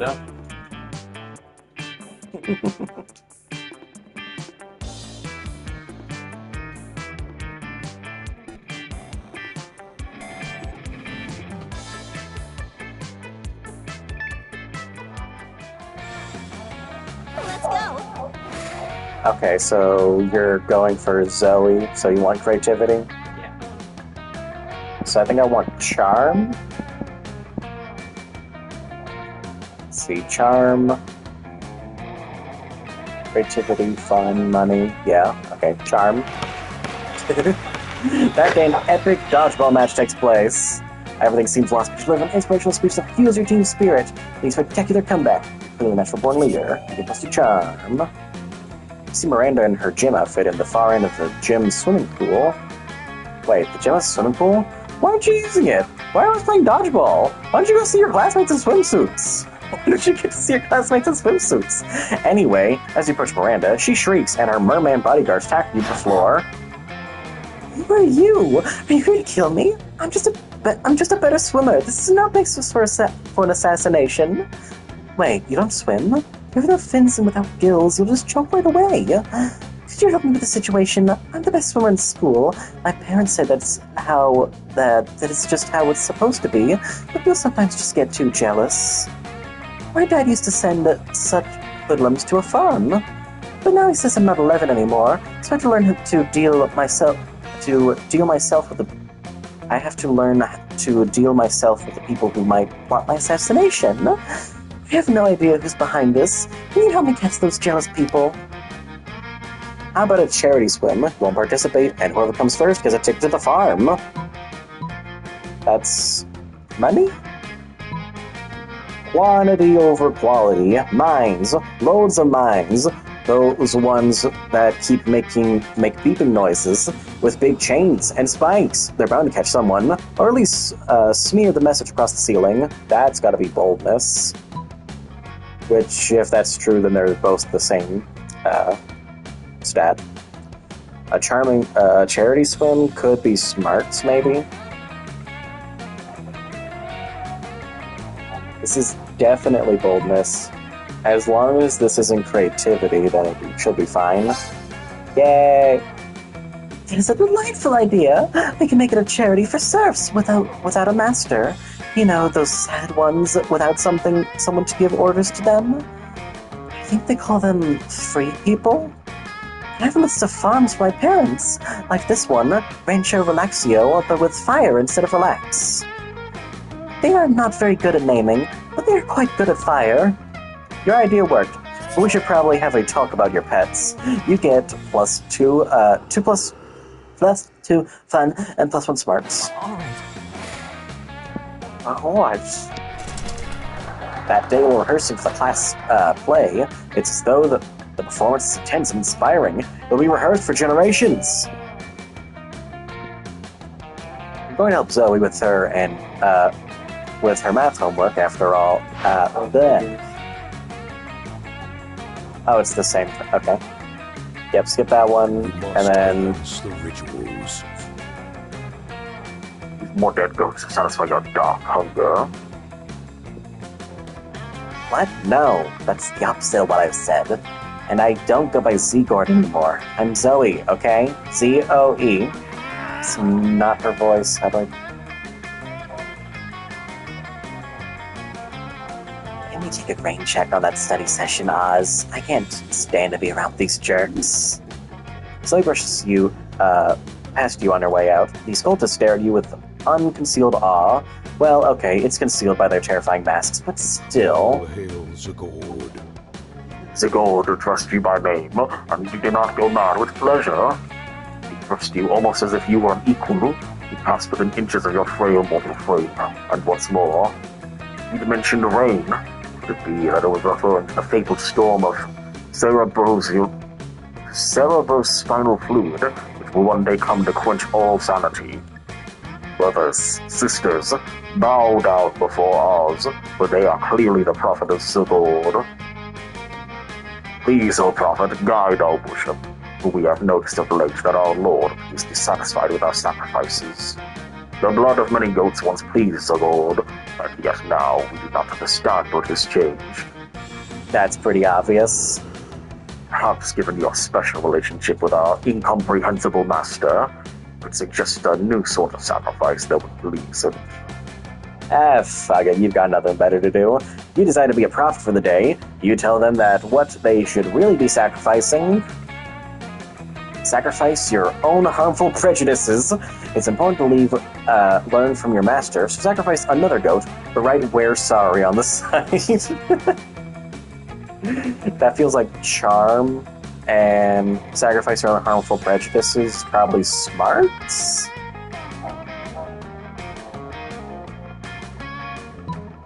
Could also be boldness, and that could also be creativity. Well, I think that's for you to decide what you think is right.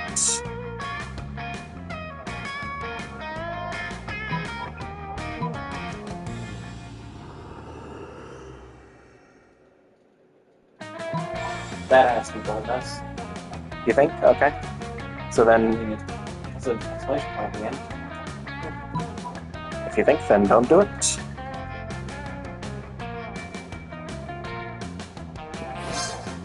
Hey! Zagord has never demanded an apology before. Blood and various other unspeakable fluids. You explained that the key element of a genuine apology is that you shouldn't have to demand it. Today, we Your respect your wisdom word. truly subtle and deep, Oz. Very well, we must sacrifice a goat of apology. But tell us, where shall we find a goat precious enough to bear our words of contrition? You tell them you have just the thing, the legendary and extremely sought-after paper goat. It sounds the thought, Gulper. This is the most unusual goat we have ever seen. It seems to defy all rules, perspective, and logic. It's actually just a greeting card with a goat drawn on the front of it, but they don't need to know that. You open it up so they can print "We're sorry" on the inside in exaggerated gothic script. Guys, I realized I forgot my... Oh, these jerks are still here. Do not fret your awfulness. We have prepared for you an apology goat. You guys, what did I say about goats? I don't need any more. Oh, this is actually kind of sweet. Oh no, sweet. Is that bad? No, it's good. Good start anyway. There's more to an apology than just saying we're sorry, you know. You do not know. Please instruct us, for our minds are as empty as jars of peanut butter after all the peanut butter has been eaten.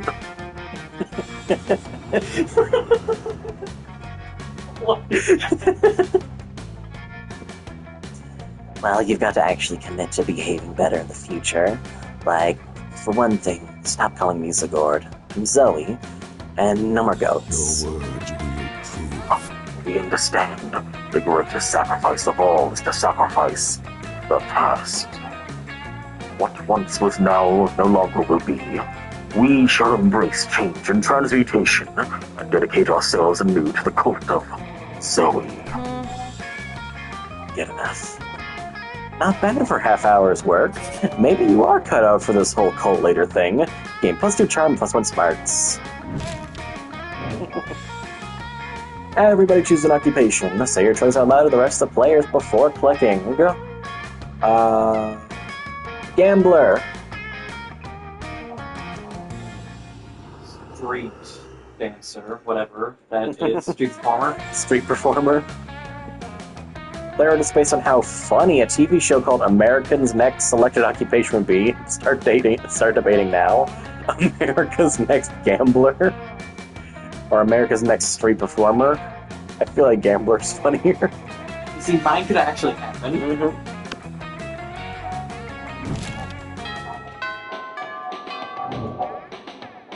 Let's go.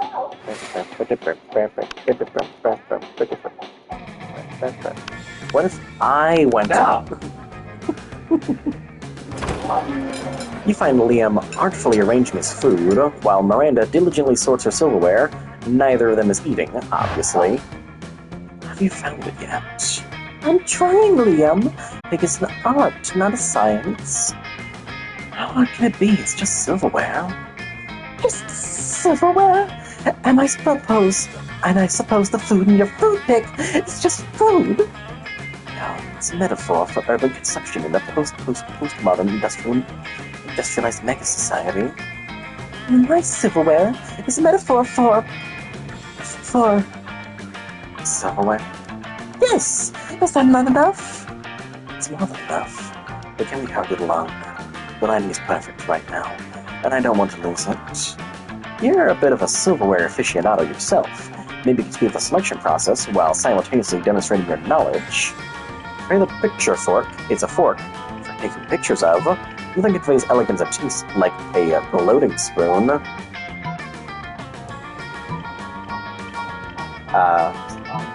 The bottom one?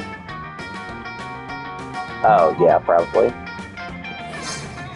Yes, the gloating spoon, the most distinguished of utensils. What's a gloating spoon? Well, of course you wouldn't know about it. Rude. No, I wasn't being rude. Rudeness is simply the way one must introduce a gloating spoon. Oh, sorry, I didn't know. Well, of course you didn't. You're not as cultured as I am. Such smug superiority. I'm no match for the spoon. Miranda produces the gloating spoon with much fanfare.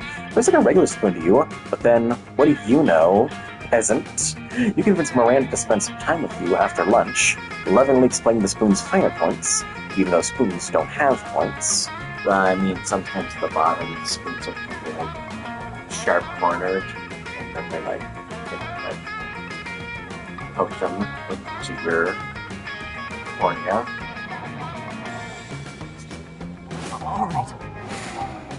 Alright. Looks like Scott and Zoe are having marshmallows for lunch. You say that because their cafeteria table is covered in a literal mountain of marshmallows. Zoe slams a marshmallow into her mouth. It's mildly impressive. I think we've seen this one before. Do you want to read it again, or do you want to skip it? It's been like a year since we last streamed. That's what I was thinking. It's 15 marshmallows. Scott stuffs 6 marshmallows into his mouth at once. It's slightly more impressive. Oh yeah? Well, I'm at 12, 2, 3. I'm King of Marshmallow. I didn't want to have to do this, but you leave me no choice, rifle. So it begins to glow purple and convulse mechanical swell. You smell death itself. Ancient chaos due to world sacrifice. A cloud of marshmallows rise up in the air, and Zoe's countless mouths all open with an infinite hunger. All of the mallows fly into Zoe's gaping maws. The cafeteria windows open as all marshmallows in a 50-mile radius are summoned to their doom. It's unspeakably impressive. Hey, no fair! If I counted correctly, I've now eaten 13,666 marshmallows exactly, which means I win. Not cool. Wait, that is like very not cool. You can't use more than one mouth during an eating contest. It's cheating. I would know, because I used my hands in soccer one time, and I still feel bad about it. No way, I didn't cheat. Validity of this impromptu marshmallow match is my whole reason to live. My whole reason to not destroy this nice marshmallow-filled planet. Quick! Referee this athletic dispute before the whole planet is destroyed! We can't control how many mouths we have.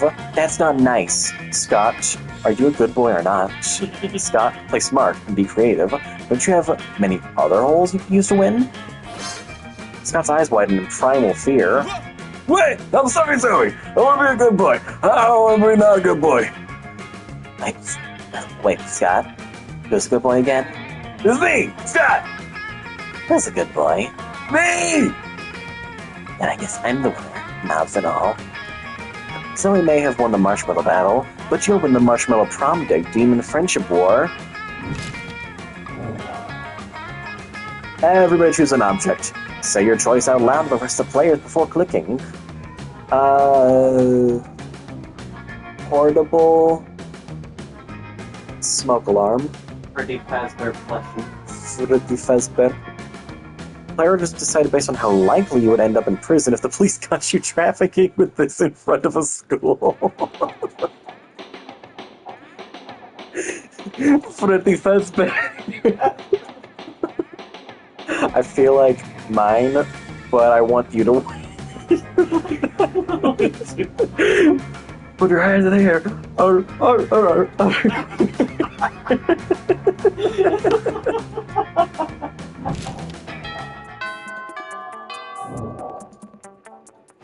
right. All right.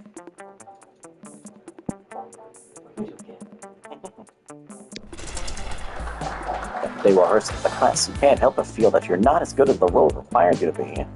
I guess I'll see you. Maybe.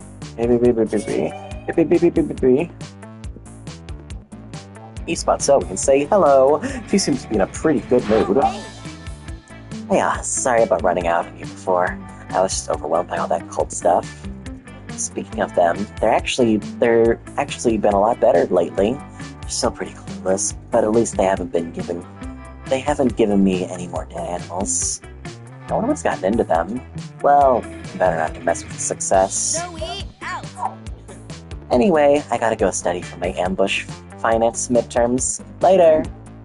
As Zoe leaves, you notice her cult is speaking around a corner. When she's gone, they sheepishly approach you. Welcome to the Hey, end of the world. so praise be to you for your unholy wisdom and stuff. We were just wondering, did Zoe say anything about us? Does she like all the dead goats we're not giving her? Oh, are we using the right pronouns?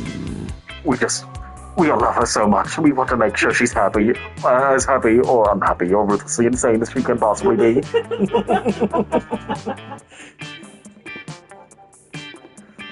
I love her most of all.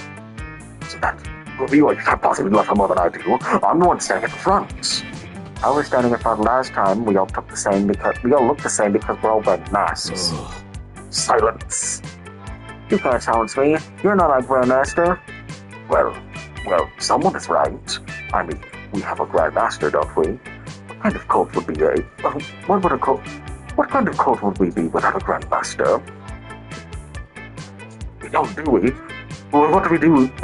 What does one do? Please, Oz, grace with your wisdom. How shall we choose our Grandmaster?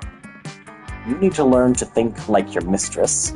Because a high school student for a day, become a high school student for a day, and the answer will become obvious to you.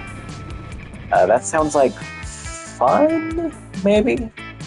Title of Grandmaster should go to whoever can compose the best theme song to sing to Zoe every morning as if it's a new episode of her life. That's either creativity or charm, I think. So the top one's either fun or smarts, and the bottom one is either creativity or charm. Yeah.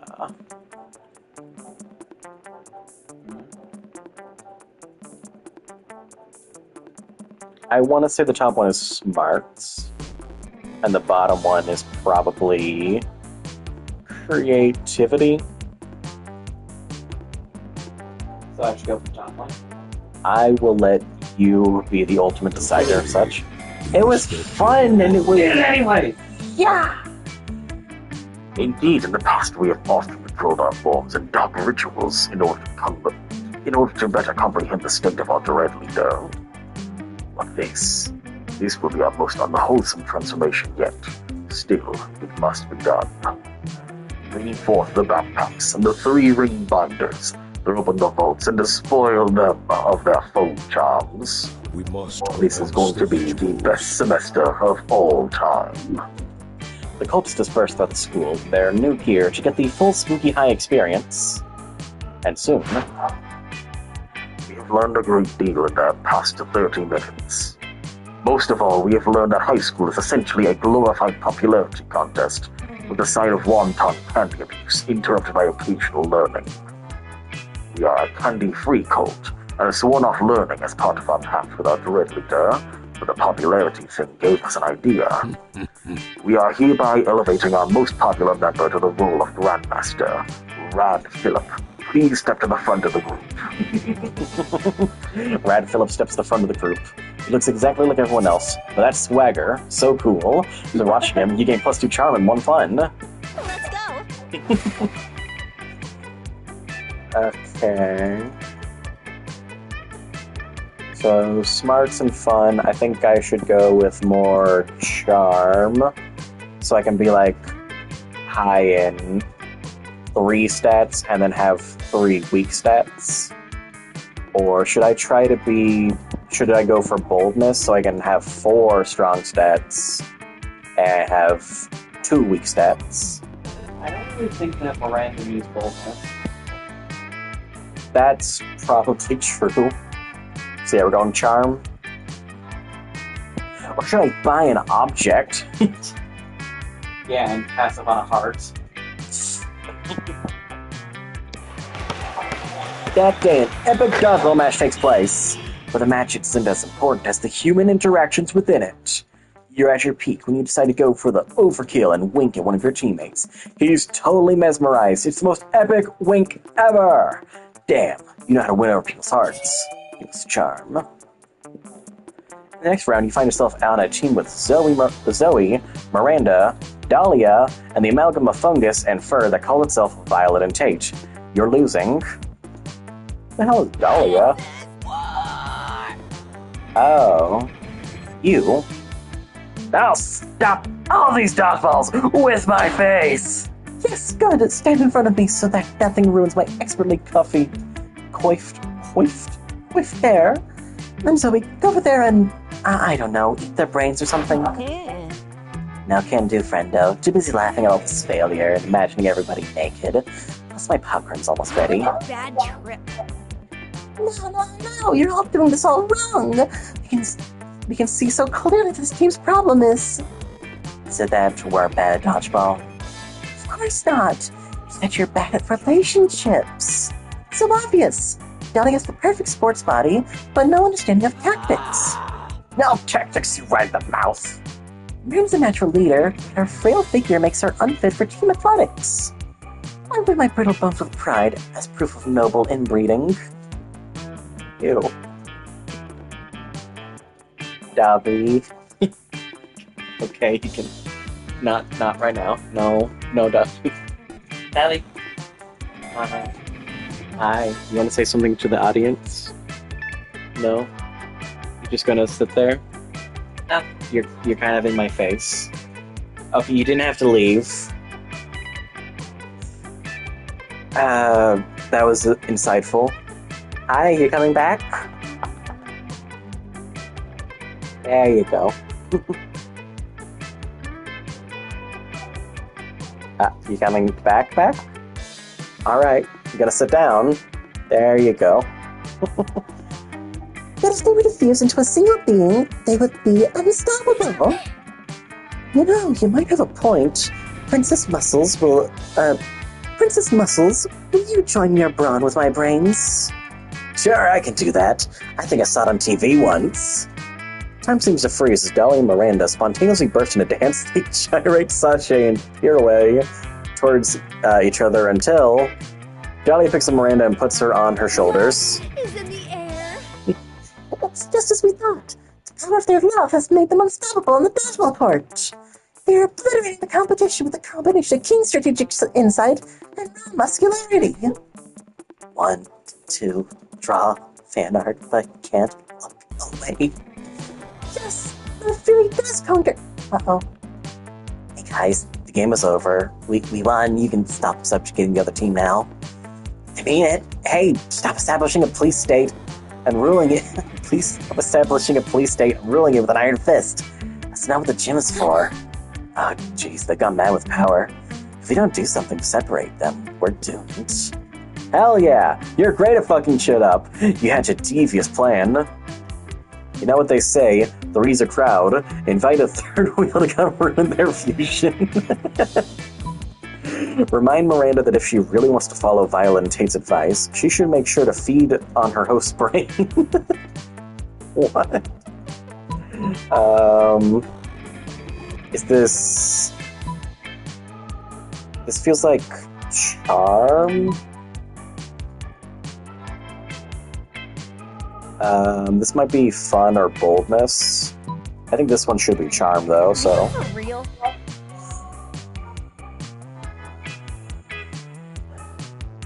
What, so you think polyamory is just a fail by its very nature? You must be a riot in the bedroom. I'll have you know that my pal, the Morgan, has been in a committed threesome with herself for 10,000 years. As if love is making more, no less. Everything else is a thin justification for emotional distance / not having your brain colonized by parasitic spores. We think that you're toxic. Plus, 3 is an odd number. Someone's bound to feel left out. What if it wasn't just 3? What if there were 4? Are you suggesting that Tate and I join the Miranda fusion? Mm-hmm. All I'm saying is that I should bet. We've never connected with anyone outside our host/parasite bond. It would be Kidsville. Oh wow, my spores are getting all squishy just thinking about it. No, we can't. We shouldn't. We can.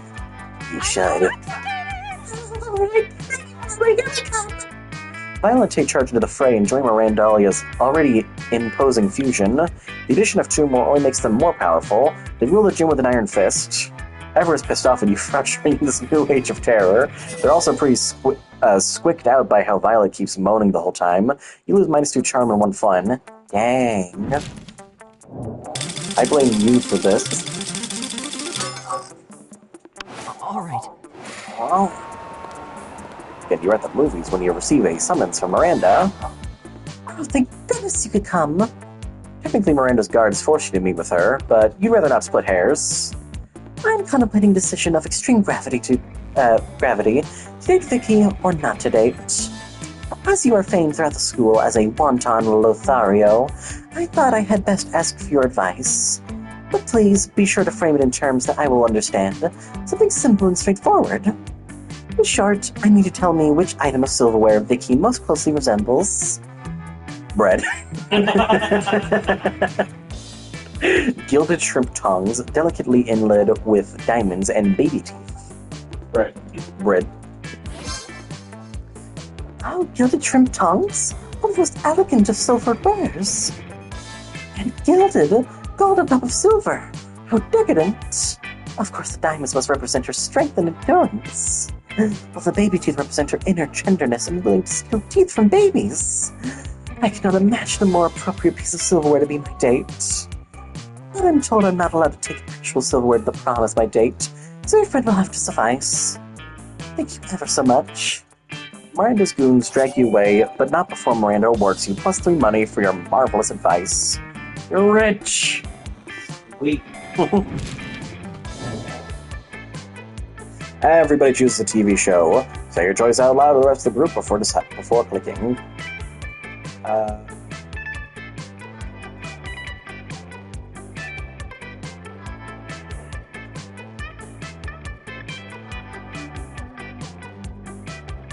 My Little Pony Equestria Girls. Johnny Bravo. Player just decided based on how mind-blowing it would be if the next year The showrunners revealed the TV show had in the same narrative universe than Naruto. So, My Little Pony or Johnny Bravo happens in the same universe. I mean, I feel like finding out that Johnny Bravo exists in the same timeline as Naruto doesn't actually impact the plot very heavily. While finding out that everyone in Naruto is actually a pony? Or something terrible happened and they all got replaced with ponies. Holy shit, that's crazy. I gotta win this. Let's go. Okay. Charm, fun.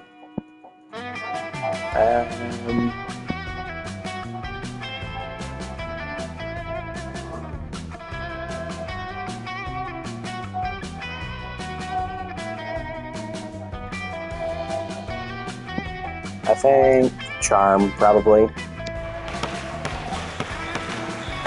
Many people fall during the battle. You can't take any more, so you boldly go straight to the other team's leader and start negotiating for a truce. After hours of intense diplomacy, you commit to an agreement. What an unexpected twist! Gain plus 10 righteousness. This game is so wrong in so many ways that you'd be lucky if you could do anything with that. And plus 2 charm. You notice Liam and Miranda talking to a coach. They actually seem to be enjoying gym for a change. Something must be terribly wrong. You go over to see what it is. Well, now I'm all for inspiring athleticism to the hearts of the youth, allowing you to make up your own sport. Seems a bit unorthodox, don't you think? Oh, but ordinary sports are ever so dull and unrefined. I'm sure we too could do much better. I've really got an idea, actually. I've had an idea for sports since before there were even worse sports. I call it art. No teams, no rules, just pure creative expression. On with quarterback, of course. Art! Brilliant! Played with watercolors and sequins. And there shall be a sports bar and a goalie, laureate, and... So good to see you kids getting enthusiastic about wholesome physical exercise. But I gotta say, art doesn't really sound like a sport. Why, it doesn't have the word ball anywhere in it. I mean, not every sport has ball in it. You know, like cricket and badminton and Boxing. jousting. It's easily solved. We'll call it art ball. Ah, yes, obviously that's much better. But let me ask you this. How do you score points in art ball, huh? Lee and Miranda both look at each other, totally stumped. Their dreams hang in the balance. Time to step in. Don't you see? The points were inside us all along. It's gotta be charm, right? That's either charm or creativity. It's like you can either win this easy or flump immediately. Obviously, the sports bard assigns inspiration kicks to the metaphysical linebacker who scores 11 points for each poem he successfully published in the Atlantic. Did you read the rule book? That feels like smarts. And I have lots of smarts. How is that creative? Ah, there's our rule book. Well, that changed everything. Can I see it? You didn't plan for this. You panic and hit the coach in the face with a tennis racket. Hey, that doesn't feel like a rule book to me, sport. He spotted the ruse! Retreat! Retreat! Lee and Miranda flee, leaving you to face Coach. Coach isn't mad. He's just disappointed that your tennis swing is so weak. To help you out, he assigns you 200 push-ups and 100 deep bicep curls. You lose -2 fun and -1 boldness. All right. Where'd the music go again? You just gotta power through it. What if I pause? There is no options. Just gotta power through it. Okay, you have to unpause. We can play our own music. Give me a second.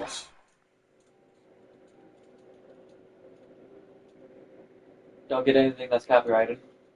I don't know. Can't even get Undertale. I got it.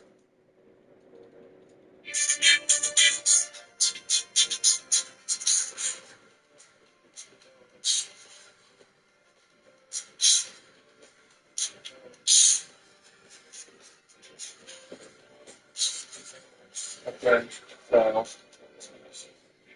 Yeah, you couldn't see it, but I was grooving. That day, while rehearsing for the class play, you were struck with a lightning inspiration of the lightning of inspiration, become the ultimate nickname for yourself. Tell everyone to call you by it, also known as one of the 7 most douchebaggish moves in the world. But the nickname is so awesome, inventive, and appropriate that people decide to go with it. Quite the feat. You gain +2 creativity. We the devs dare you to actually come up with a nickname for yourself and ask the other players to call you by that name until the end of this run. I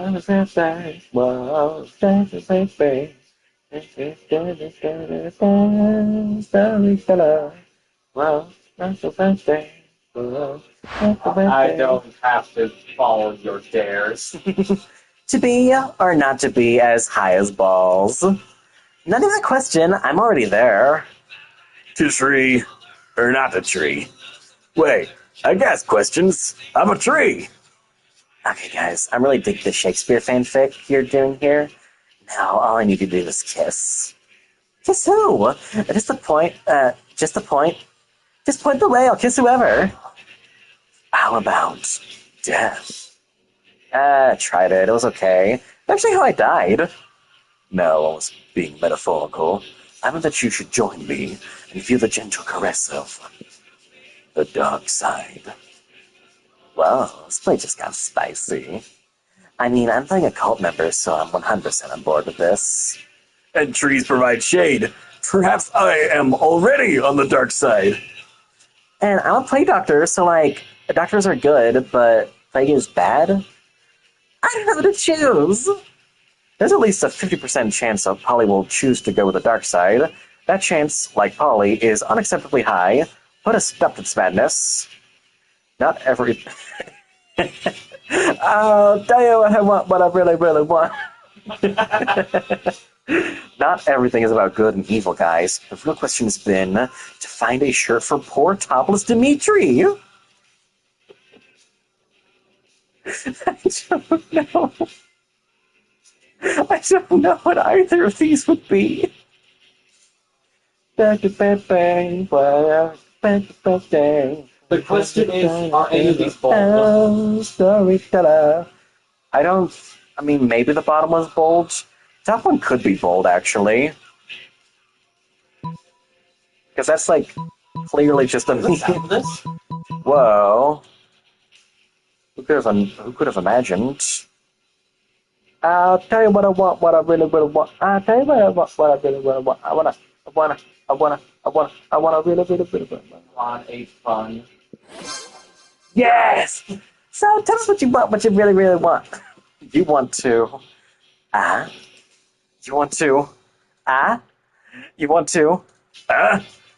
You want to. You really, really, really, really want to zigzag.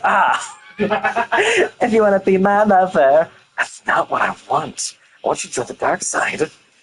You gotta get with my friends. That's what I'm trying to do. Make it last forever. It will. I'm still a tree. That's enough.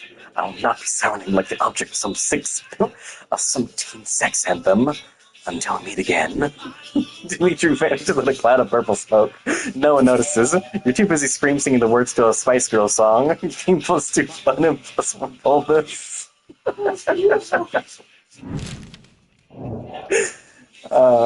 Everyone choose an activity. Say your choice out loud to the rest of the player before clicking. Pirating Nintendo games. Pile driving.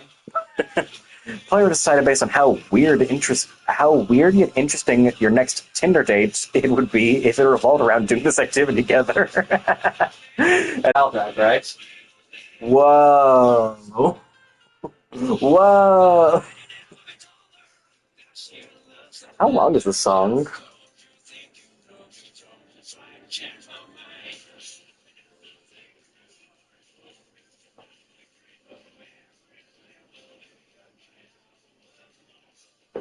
About 30 minutes. Huh. Must have looped already then. Yeah, that's you. You win. Awesome. Alright, you probably count for the music now. Oh, yeah. Still the music back. All right. Yep. We're spared of the awkward silence.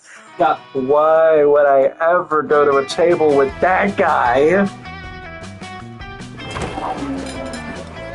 We sit down with Zoe and Scott. Scott is eating his trademark pizza sandwich, which is just 3 slices of pizza on top of each other. Zoe has a notebook out and is taking notes. But how do you get your food, Scott? Why do you want to know so bad? It's pretty normal. No, it can't be normal. I'm doing research for my latest fanfic, Cry Havoc, and let slip the dogs of love. It's about a pack of werewolves going on the biggest hunt of their lives. A hunt that will change those hunters, but also as were people. They've been looking for food, but what they found was personal growth and new understanding of sexual practices. Also food, so that's why I need to know, how do you hunt? Oh, well, normally go to cafeteria, and I ask for pizza. Okay. What about hunting in a pack? Joining the squires together at a feast of blood and rage, exploring each other's bodies. Well, I guess sometimes me and my cousins order pizza at home, and the pizza comes, and then we eat the pizza. Zoe does not look at all satisfied with Scott's answer. Maybe get Scott to give some juicier info, or convince Zoe that ordering pizza is actually dramatic. But Scott, what about when you go searching for pizza in the wild? Zoe, don't dismiss utter suspense and extreme pathos of waiting endlessly for the pizza to arrive. Truly, it is the central tragedy of the 21st century. Oh, man, we did that one time, it was the worst. There was no cell service, so instead of calling for delivery, we transformed into wolves and chased it down. And then when we got there, it wasn't even a pizza, it was 3-tier. And there wasn't any bread or cheese, so instead of bread, we used deer flesh. Instead of cheese, we used more deer flesh. Instead of pepperoni, we used... Deer flesh? No! Beef jerky! We're animals. I think you are, Scott. I think you are. How did you all sleep on your little camping trip? In the nude? Or nude cuddling? This conversation is finally going the way Zoe wanted it to. She'd seen an appreciative wink with one of the life-devouring voids pass for her eyes. Ah. Let's go.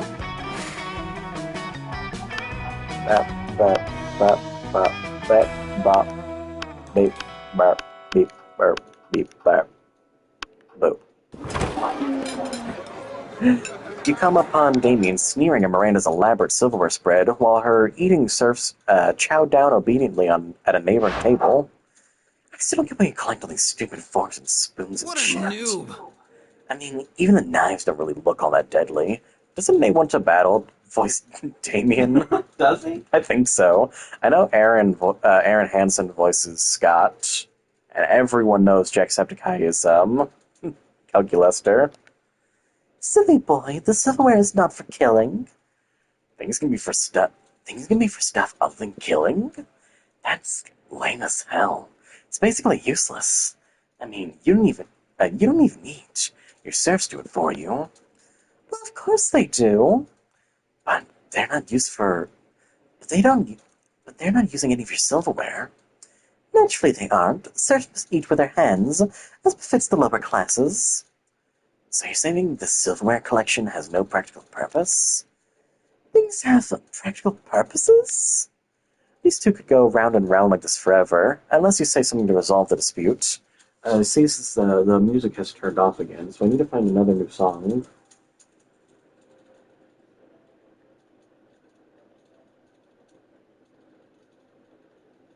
Get original bet. Hmm? Original bet.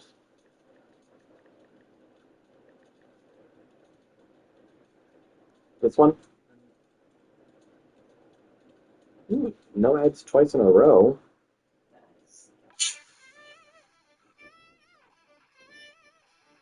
Jeez.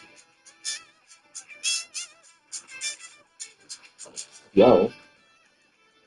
Yeah, this is Johnny's theme in Xrd. Yo. Damien's right, Mary. Maybe this time you started murdering people with your silverware. Lay off Miranda, Damien. What about your collection of exotic corpses? That's different. Those corpses are useful. Useful for what? For holding down important documents. What important documents? Arguments about very important. Fine. I guess I don't use the stupid corpses for anything. I just stack them in the shed and occasionally dress them up in silly costumes. There, are you happy? Extremely. Oh, whatever. I'm gonna go play with my corpses. You stay behind with Miranda to admire her collection. She even teaches you how to use the romance fork. Smooth. Everybody choose a place. Say your choice out loud to the rest of the players before clicking. Hydrosity.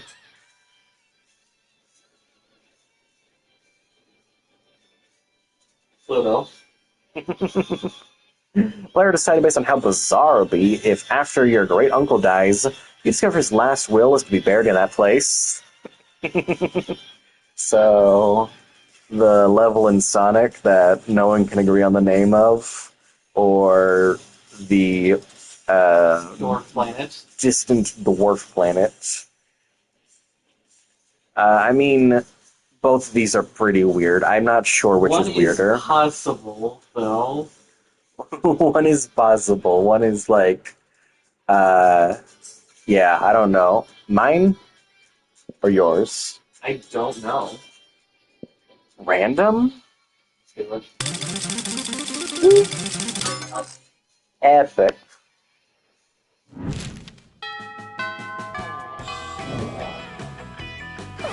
go. Oh, yeah. Okay. I think I need to get my fun stat back up after taking that hit. Oh, yeah.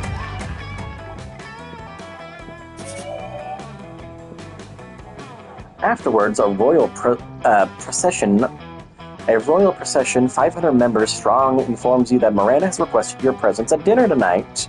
The restaurant she's chosen is so fancy. Did you play Mina the Hollower? I haven't gotten the full game yet, but I did play the demo. The demo was awesome. I gotta get the full game soon, though. Yeah, it's out. I gotta get it. Not just for the normal reason, but I got him. My $20 is going to make sure that Yacht Club doesn't go bankrupt. The restaurant she's chosen is so fancy, its name is unpronounceable by anyone less than 6 figures. With all those heavily armored guards around, you think it's unwise to refuse, and so later that night, the restaurant is remarkably charming for a low-born establishment. Right at the front. I heard a lot of reviewers give the game a 10 out of 10. Yo. Or like 9 out of 10. That's still pretty good. I heard some people on Twitter get mad that you can change the difficulty. Oh, poor baby. I gotta get it. I mean, I played all 7 of the Shovel Knight games, and even Cyber Shadow I got like really into for a while, so gotta do. That and 9 Souls. True. Granted, the flatware is only platinum, not diamond. And this wine seems to be significantly less than 1,000 years old. But at least her table is held up by 3 weeping serfs, as it always ought to be. At a con, 1 bowl of rubies and a bottle of actual gold. Cyber Shadow really good. If you would... If you would be so kind, and my suitor will have... Quick, make something before she realizes that you've never been somewhere fancier than Wilmer's Chicken Hut. One of everything, and I'm buying. You have 5. So it better be the top one. It doesn't matter what I order. Anything will taste good as long as I eat it with you. Oh, that's charm. That's the sweetest thing anyone's ever said to me. Most people in my family simply order the most expensive thing in the menu. It doesn't even have to be edible. In fact, it usually isn't. But you're willing to actually eat food? In front of me? I'm charmed. She's so charmed, in fact, that she doesn't notice that you never actually ordered anything. Score! You gain +2 smarts and +1 fun. All right. Alright. I'm gonna be the most creative person in this entire thing. Monster from the musical. You went to the auditorium at every turn, only offline games. Offline? You can play this game online? Huh. That day while rehearsing for the class play, you totally forget your lines. It's terrible. I love Oz's little shadow guy. You mean Oz? Yeah. The real Oz. You finish what you're doing and you're about to settle down for some quality slacking off when Zoe's cultists come shuffling over. Welcome. Greetings, mighty prophet. Your disguise is so convincing today. Look for all the world like an ordinary high school student. Yeah. Cool. You ask them what they want. What is a concept alien to us? You see everything we could possibly desire through with our dark mistress. Oh, But, we need some advice. You see, tonight is the reoccurrence of an event which used to bears great significance to the cult of Sigurd. But it is the night when the bloody moon passes between the jaws of Draculich Peak, causing this realm and the plane of torment to merge. We usually plan all kinds of events for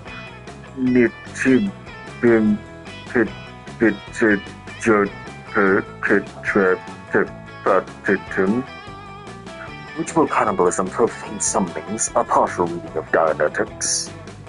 And the cult of Sigurd is no more. We are the cult of Zoe now, and we want to do something to show Our Lady of Endless Regret how much we've changed. let the ritual As commence. you have not led us astray, O great and terrible prophet. We humbly petition for you for advice. What a ritual be worthy of the mighty Zoe? A classic cult suicide, except instead of drinking poison, we all drink the delicious blue Gatorade. That feels like fun, I think. The most powerful bonding ritual ever, a cute slumber party. That might also be fun. It might also be charm. And the top one could be bold, maybe? Huh? Yeah. I think the bottom one should be safe. There's no way it's bold, and it's definitely not money either. So it should be safe. It should be safe. It's fun! Did I just get a perfect? Yo! I think you did. Nice! A slumber party. Why do you not think of this? Of course, you celebrate slumber on the very day Sigurd awoke from its dark dreams beneath reality. Bring forth the profane idols. Make sure they are absolutely drenched in infant blood. Someone go pick up some ice. You gently interrupt to explain what a slumber party actually is. So, no infant blood. You shake your head. I see. But that sounds pleasant. You explain that, yes, that is the point of a slumber party. Pleasantness is always an anathema. Pleasantness was always anathema to the cult of Sigurd. But we are the cult of Zoe now, and you are a prophet. We will trust you with your safe advice. Just then, Zoe appears.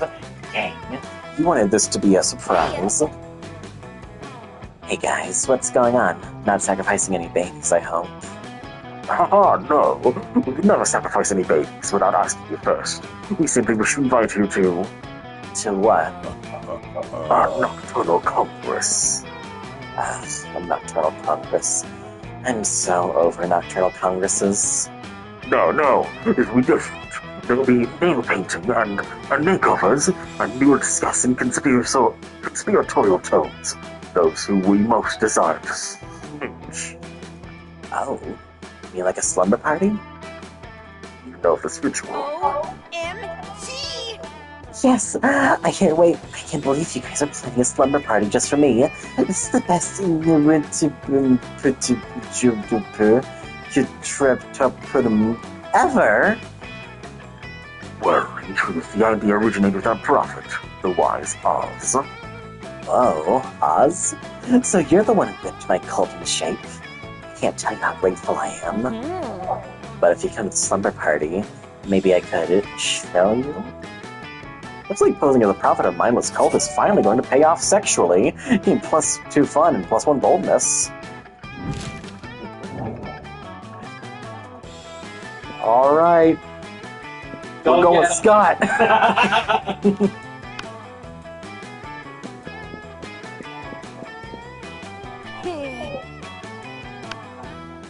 Let's go. I'm scared. Yuck! My sister told me that I could get diseases if I dated commoners. It's like cramps or poverty. I must decline. Disgusting! Who needs prom? You focus on your career goal of becoming a renowned surgeon. You studied hard and passed all the tests. Unfortunately, no hospital ever wanted to hire you because it turns out that going to prom with a cool date is an essential requirement of a surgeon's resume. And so you never got a job and in the end became homeless.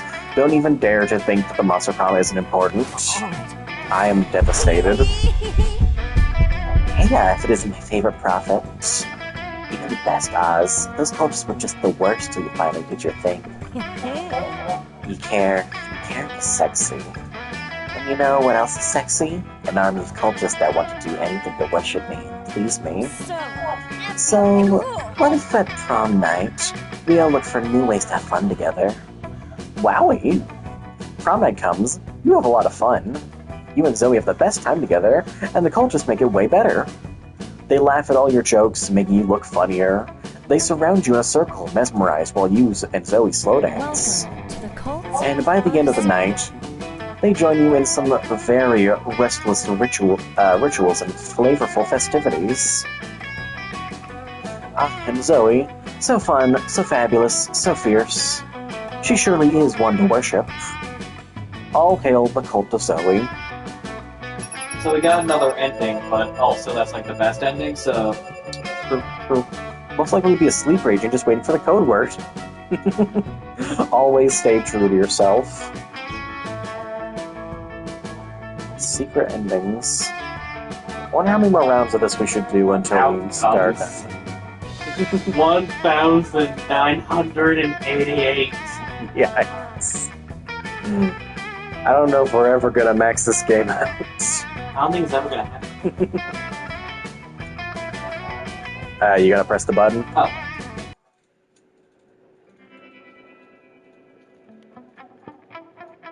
Those 2 weeks were maybe the most epic and absurd weeks of our lives. After the monster prom, we kept on living our lives, falling in love, battling for friendship, and learning about who we were and who we could be.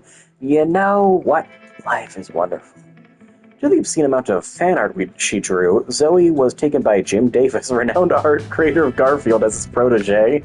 Nowadays, Garfield still hates Mondays and loves lasagna, but you can bet he's into lots of weird stuff too. Miranda got a job being princess of her kingdom, which was actually kind of her job already. Well, you don't see her complaining about it. Damien found peace in the most unexpected way. He kept punching everything, till one day, he punched his own anger to death. He's written a book about it. Tell me that your life is worth the price. I would hope so. It looks very fun.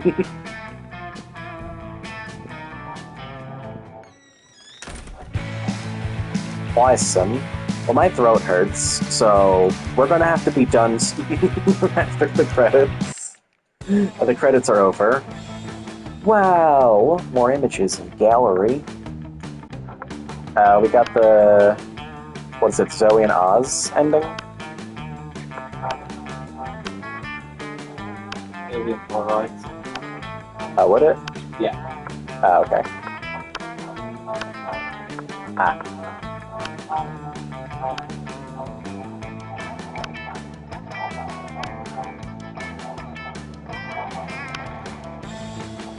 There it is.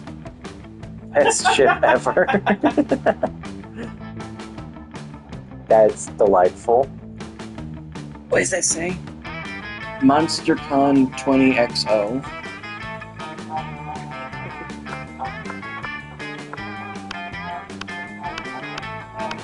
Yeah, okay.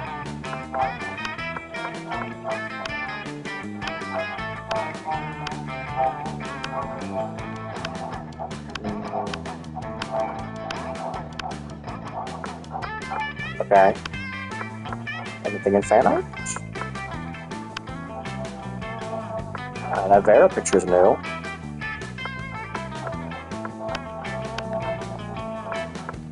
Sweet.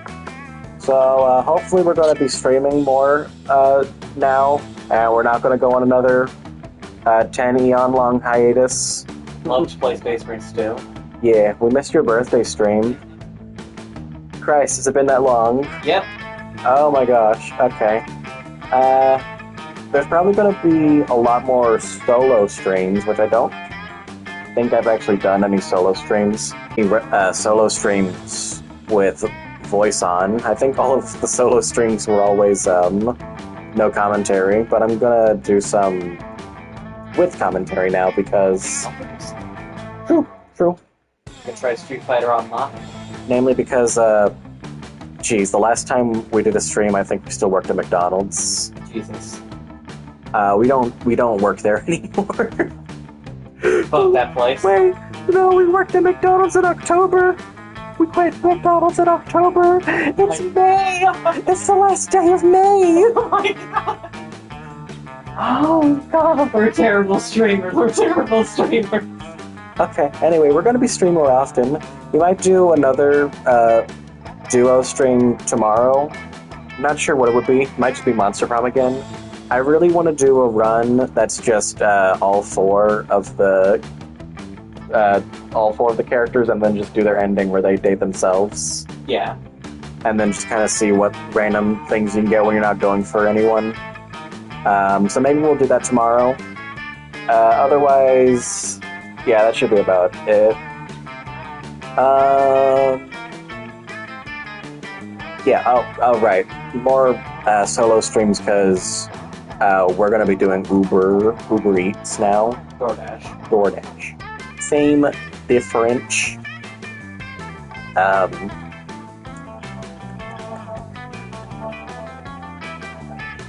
Yeah, so at least one of us is going to be away for most of every day, and because of that, the other person's probably going to be doing a stream of some kind.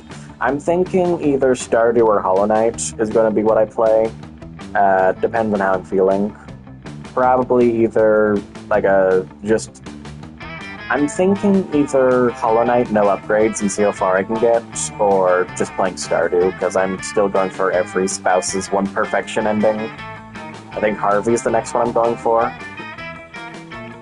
Either way, I think that's it. So, thank you to Retro for watching, and I don't remember what our outro is. I think we stopped doing outros, but we're kind of becoming streamers again. Bye!